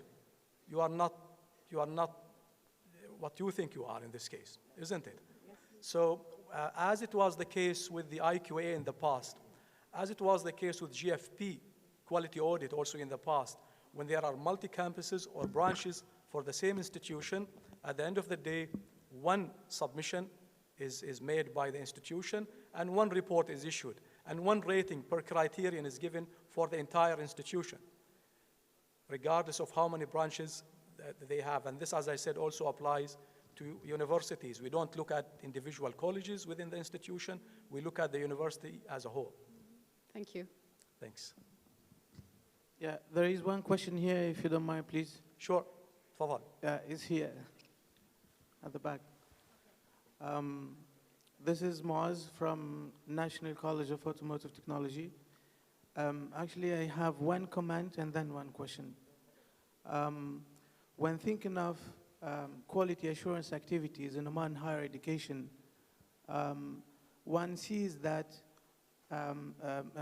there is, in fact, the whole approach reflects a macro-micro perspective. Now, where the macro perspective is reflected in the only accrediting body in the Sultanate, the IEEE, and the micro level is reflected in the operating quality assurance departments, units, centers within higher education institutions. So this is the current situation. Macro level, we have the IEEE, micro level, we have the operating quality assurance departments, units, sectors within higher education institutions. My question is that, have you ever thought of introducing perhaps a meso level that links or that serves as a link between the macro level and the micro level, whereby, for example, other agencies are introduced to operate with the same rules and regulations of the IEEE and with the same goals and objectives? Thank you very much. Thank you. Now, in our literature, we don't use macro and micro. We refer to them as external quality assurance and internal quality assurance. What we do as IEEE QA are external quality assurance activities. External in the sense that our panels are external to your institution. What happens, and by the way, this is also the definition held by the International Network for Quality Assurance Agencies in Higher Education. They also have that division, internal quality assurance and external quality assurance. It's not like something, this is something unique to the IEEE QA. How you manage your internal quality assurance affairs, that's entirely your business, because one principle we live by as IEEE QA is that the primary responsible party for quality in the sector is the institution itself. We, as an external quality assurance, our duty is to uphold the academic standards as per our national standards, institutional or program. Our duty is to give assurance to the sector, to the public and to the beneficiaries from the higher education sector, that what is being offered to them is of high and good quality. How you manage your internal quality is entirely up to yours. We don't prescribe specific mechanisms or specific approaches on how quality could be managed or best managed, because the school of thought on this is very kind of diverse. You choose and pick the right tools for you. At the end of the day, you need to demonstrate that you are meeting the national standards, i.e. the external quality assurance requirements as needed, using your own tools. Of course, in the process, the IEEE QA will provide training, capacity building, but that's to a limit, because at the end of the day, we cannot visit institutions every day or every month to train them.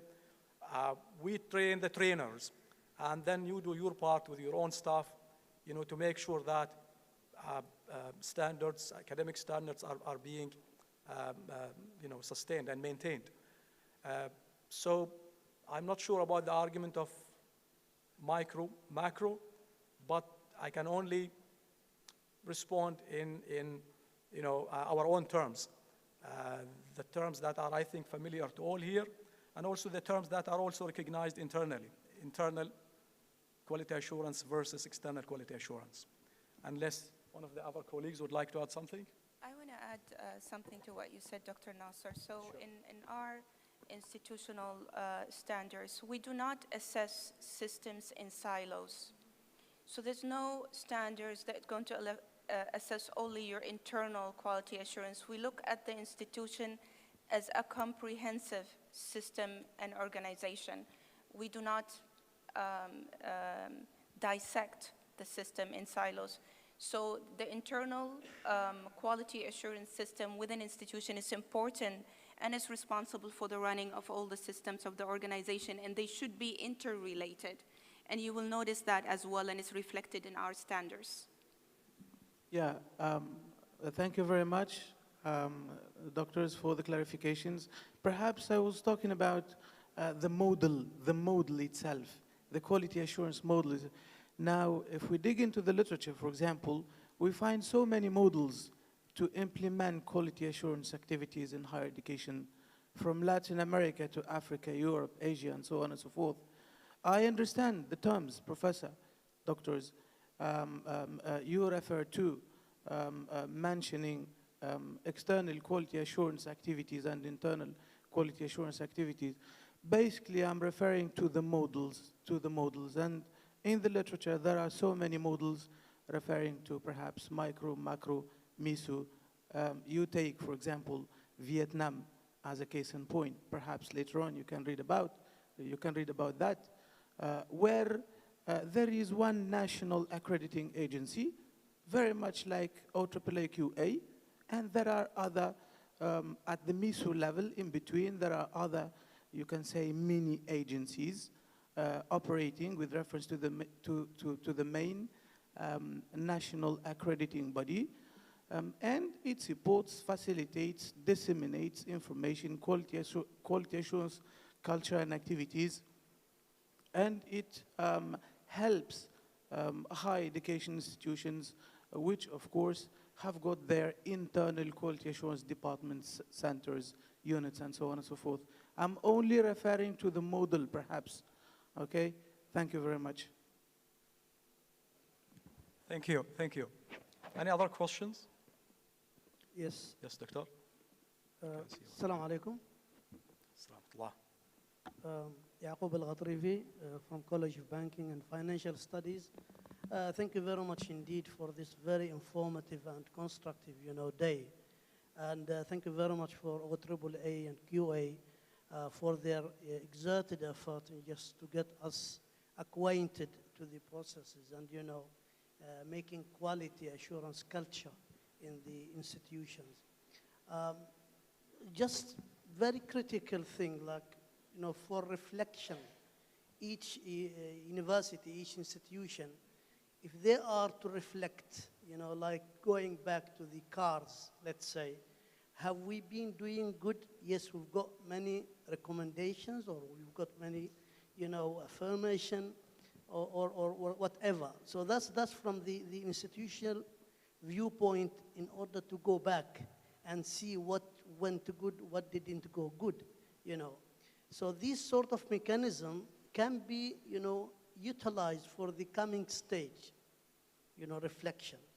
This is one point. Another point, yes, meeting the standard, that's accreditation. It's out of discussion. But again, the good practice, sharing ideas, within the institution, why did we do good here? How can we tell that we are doing good here or otherwise? This is really very important. There's another point, I forgot it. Now, so this is one thing. I don't know, we are not objecting it, but we want to find, a room for us to reflect and say, okay, last cycle we didn't do good on this, so we need to focus more on that,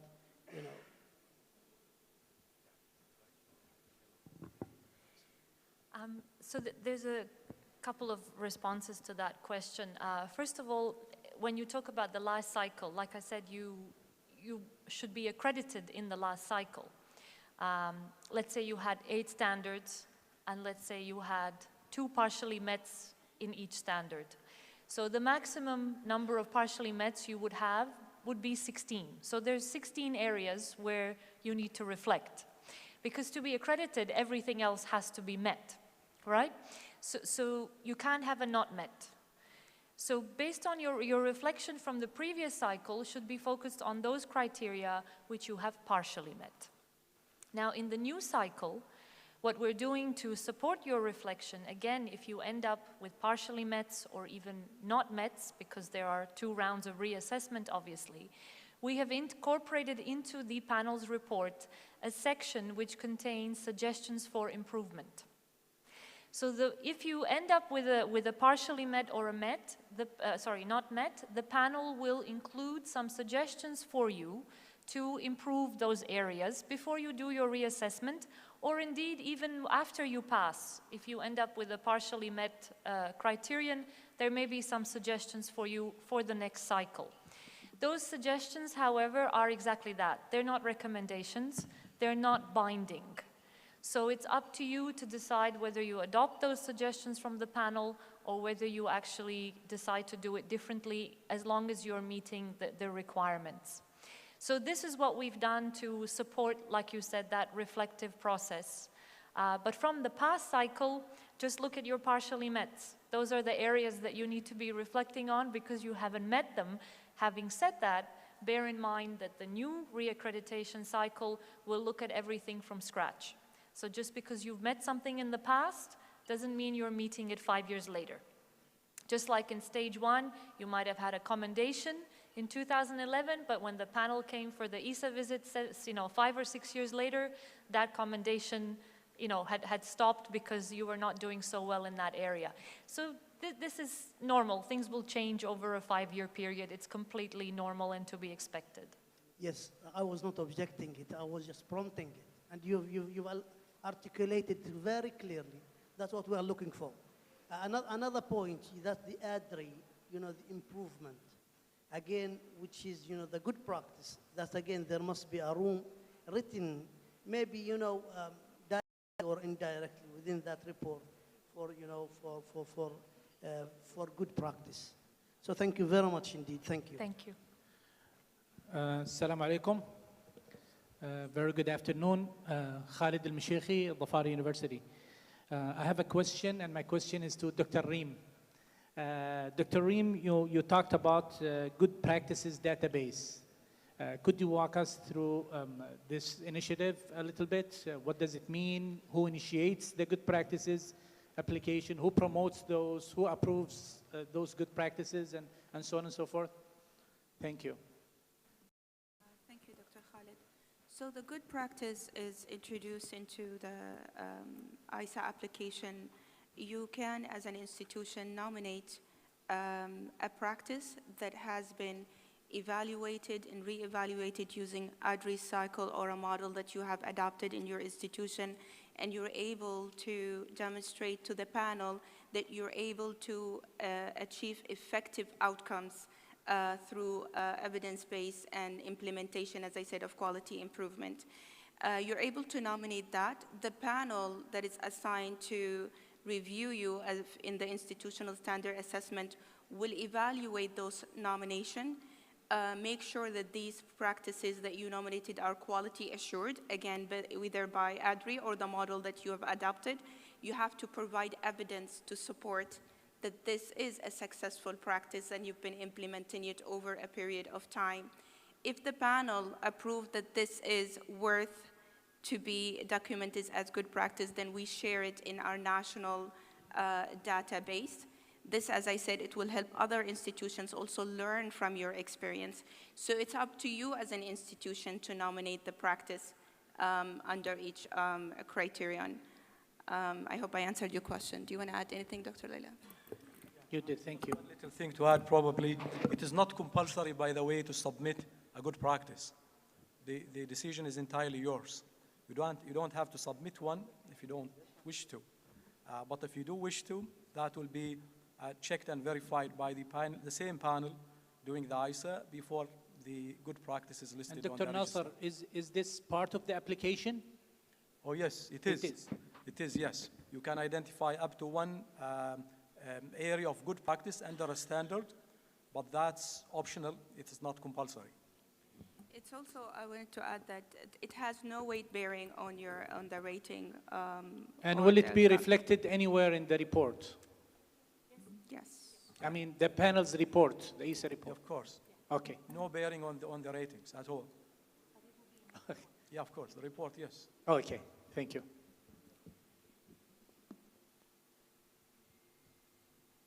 Any other questions? Dr. Khalfan?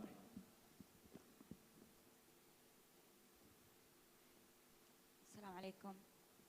I'm going to go first, I think. Sabah al-Blushi from Sultan Qaboos University.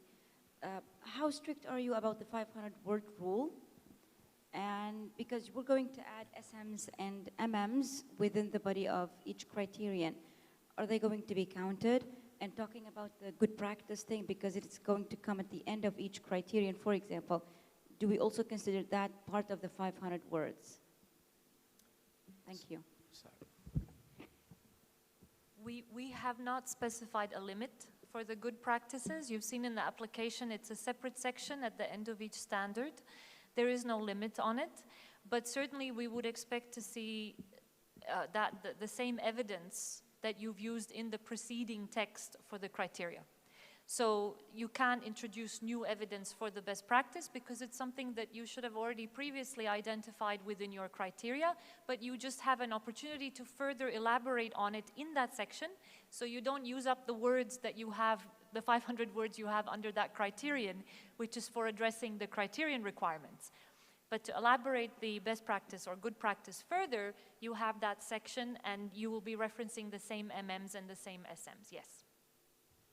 But referencing the MMs and the SMs within each criterion, is this going to be part of the 500 words? With the good practice ones? No, not the good, because you wanted us to put I them see. in brackets. I don't think it should really make a difference. I mean, we say 500. If you end up with 520, it's not the end of the world. We just don't want to see 600, 700, 800. So, you know, for some criteria, you might only end up writing 300 words because the criteria is relatively short. For others, you might end up with 515, 520. That's okay. We just don't want you to go way over the limit. So we're not going to ask you to be excluding the MM number from that count, because then you have to, in Microsoft Word, you know, take it out, count it, add it back again. It's just increasing your workload, and that's not our intention. So include it in the count. If it does make you go a little bit over, that's fine. You might have 20 evidences for a criterion. That's just 20 extra words. That's fine. It's not a major deal. Thank you. Sorry for disturbing. Khalfan Masrouri from Muscat College. I have two questions. The first question is related to the supporting material. Between time to time, the same material can be used in different locations. Okay? So I would like to know how many times, you will count it. Is it like as one reference? So on every standard will refer to the same material? Or, for example, it will be counted as 3 references or 3 counters if just in case it will be repeated in 3 different locations? This is the first question. Shall I ask the second, or? I'll answer this one because it's fairly quick. So in the past, for example, under every criterion, we would receive a policy. So we had accommodation policy here, we would have the academic advising policy there. So you end up with 20 SMs. Each one of them is a single policy. What we've done now is we've prescribed 1 MM, and that MM has all your policies in it. So every time you mention a policy, you say the institution has an academic advising policy, MM50. That's it. Because MM50 is your policy register or policy manual. So we're saying put all your policies in one place, which is good practice anyway. So we're trying to drive also some good practices within the institution by having a policy register or policy manual. So in this instance, you're simply using the exact same reference, and then the panel will go and look at MM50 and check your policy register and see that you have an academic advising policy. So that also saves the panel from having to look through 20 different documents, each one a policy on its own. So it's the same reference, but it has all the information in one place. Great. The second question is related to the link between version 1 and version 2. Assume in one of the criteria, for example, in version 1, if it was met. Based on my understanding, it does not mean that it will be met for version 2. So it can be met here, but not met there, isn't it? You mean cycle, not version. You're talking about accreditation cycles? No, I'm talking about a criteria. Criteria within a standard. Okay. So it can be met in version 1, but there is a chance, if there is some changes, to have not met in the, for the same criteria related to version 2. In reaccreditation. So there is no, in the reaccreditation, like after 5 years, for example. Okay, so there is no link between version 1 related to the same criteria and version 2. What about, because I am thinking for one issue here, what about if, for example, there is a policy and the same policy will be used for like 5 years, 6 years. So for sure that there will be no revision because it depends on the nature of the policy itself. Some policies needs to be updated every 3 years, but other policies, for example, can be updated every 5 years, 7 years, or something like that. So some criteria should be consistent while others should not be consistent. So how the revision of the policy, can be fulfilled here in this scenario? So we would expect that you would be reviewing your policies regularly. And yes, there are instances where a policy is reviewed, and after the review, the decision is that it's fine and it doesn't need to be changed, but there still needs to be a review process to make sure that that's the case. So that would not be the majority of policies, though. I mean, it's a 5-year period. There would certainly have to be some updates to policies during that time, unless you haven't changed your practices at all, you haven't introduced any new systems, which is unusual to see. So even between stage 1 and stage 2, quality audit and ESA, we've seen a lot of change in institutions. And it's very rare to see the same policy in place for such a long cycle. So yes, you do have to review the policies, and then the panel will look at whatever the current policy is at the time of the visit.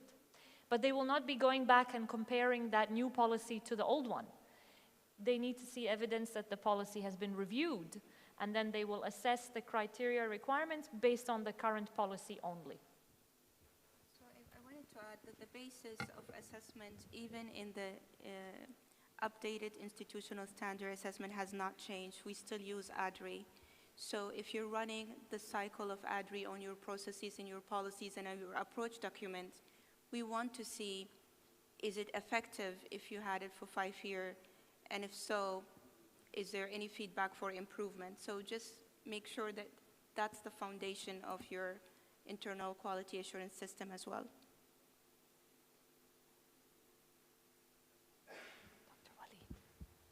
Assalamu alaikum.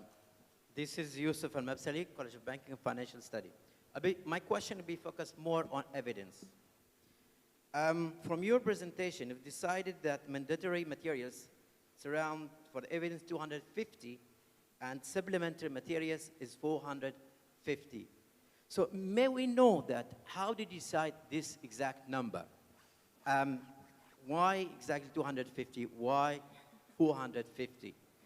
And the second question is here, have you given any kind of guidelines to state, for example, in standard 1, this number of mandatory materials, and this is exact number from, let's say, supplementary?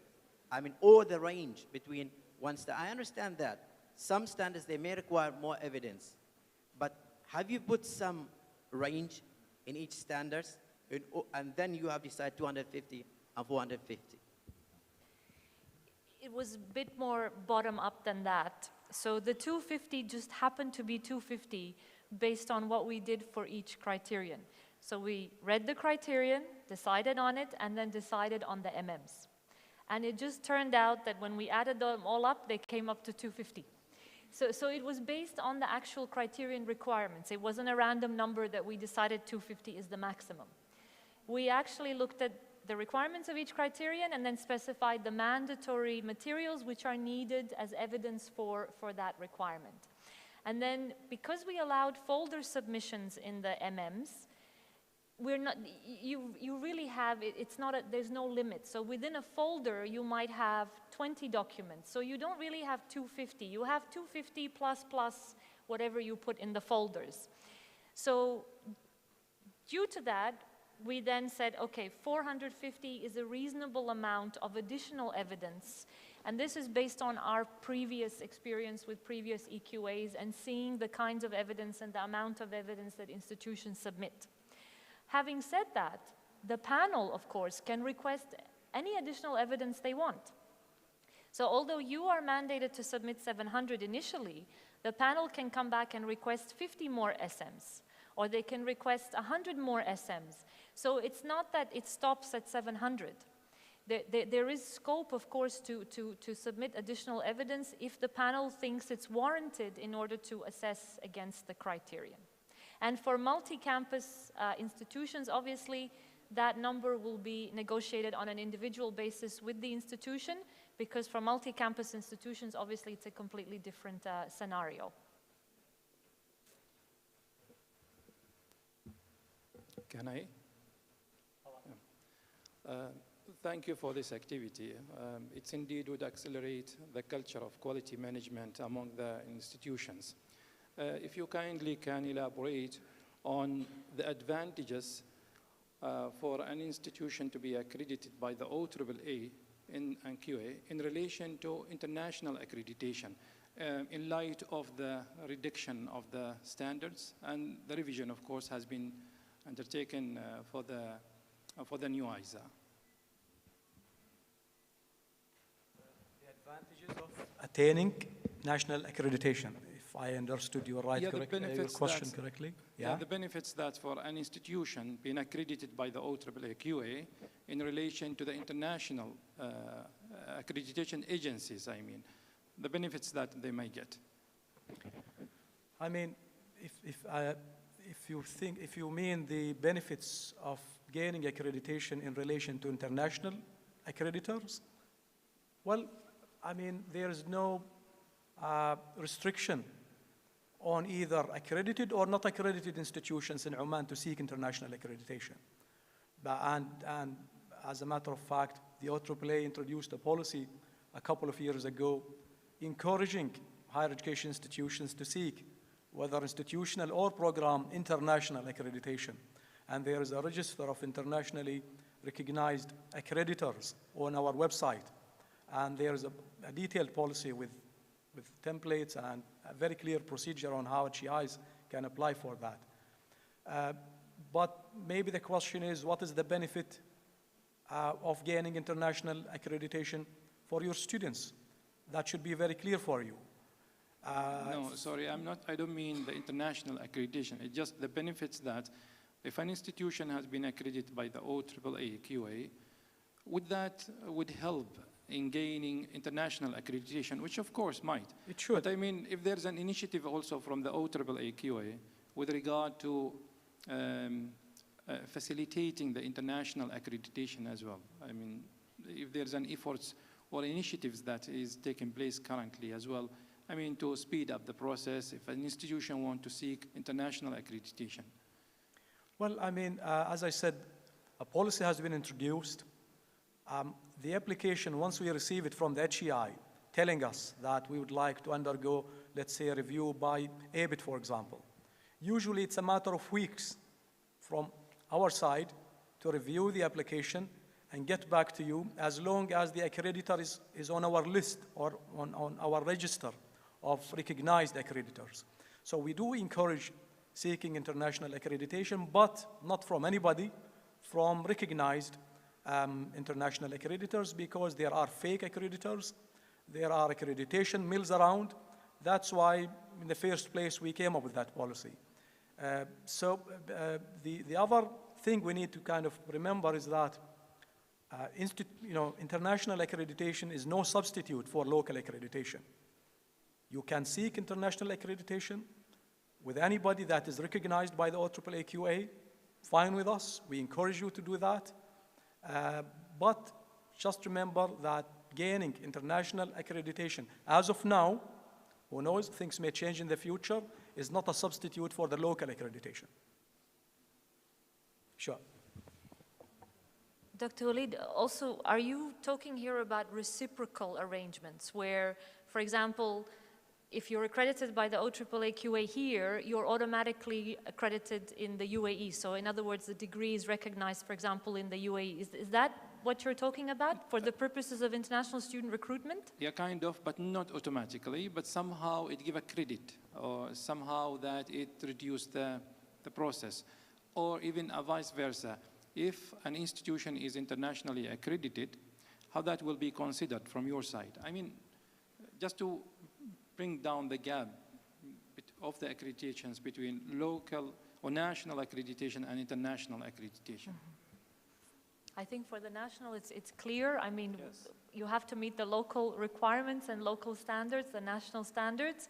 The international one is obviously a bonus for you in terms of recognition as well as student recruitment. So, it's on you to get those done. Dr. Nasser, can I add something? Sure. Maybe for some of you who have sought international accreditation, if you can... Your mic is... thought it's working, yes? Okay. So for some HEIs who have sought international accreditation, I think some of you have seen that some international accreditors request the national accreditation as a prerequisite for their accreditation. So sometimes that is a prerequisite for them as well. And one of the things that maybe Dr. Nasser mentioned and we all mentioned over and over today is the fact that our standards and criteria are internationally bench criteria and standards.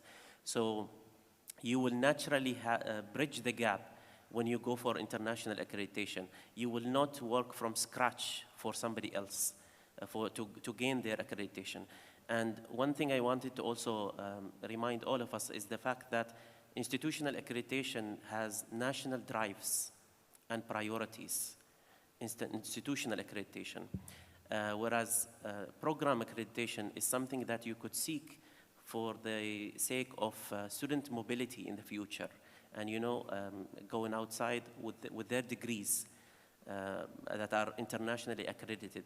But again, institutional accreditation is driven by priorities that we have in the national context for Oman itself. So yeah, I just wanted to mention that. No, clear, thanks.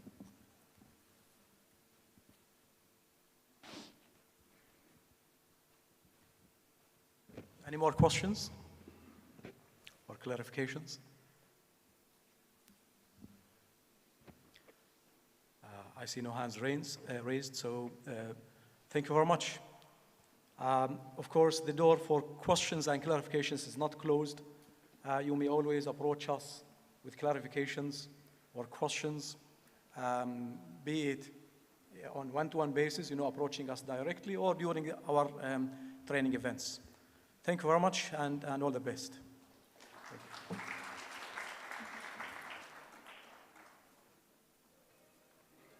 Feedback?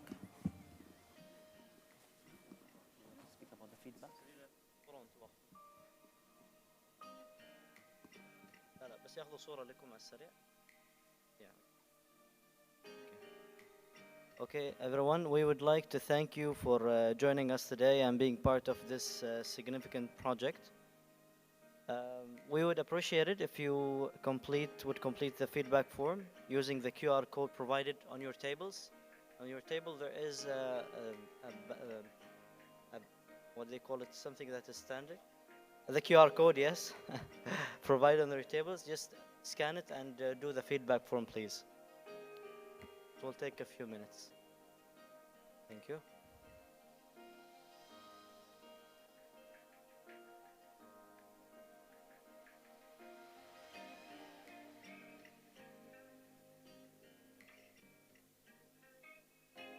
Okay, so I'll let you take it, do it at your convenience.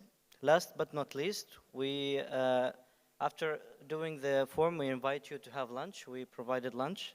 Thank you once again for sparing the time to come over and share this significant milestone. Thank you so much for coming.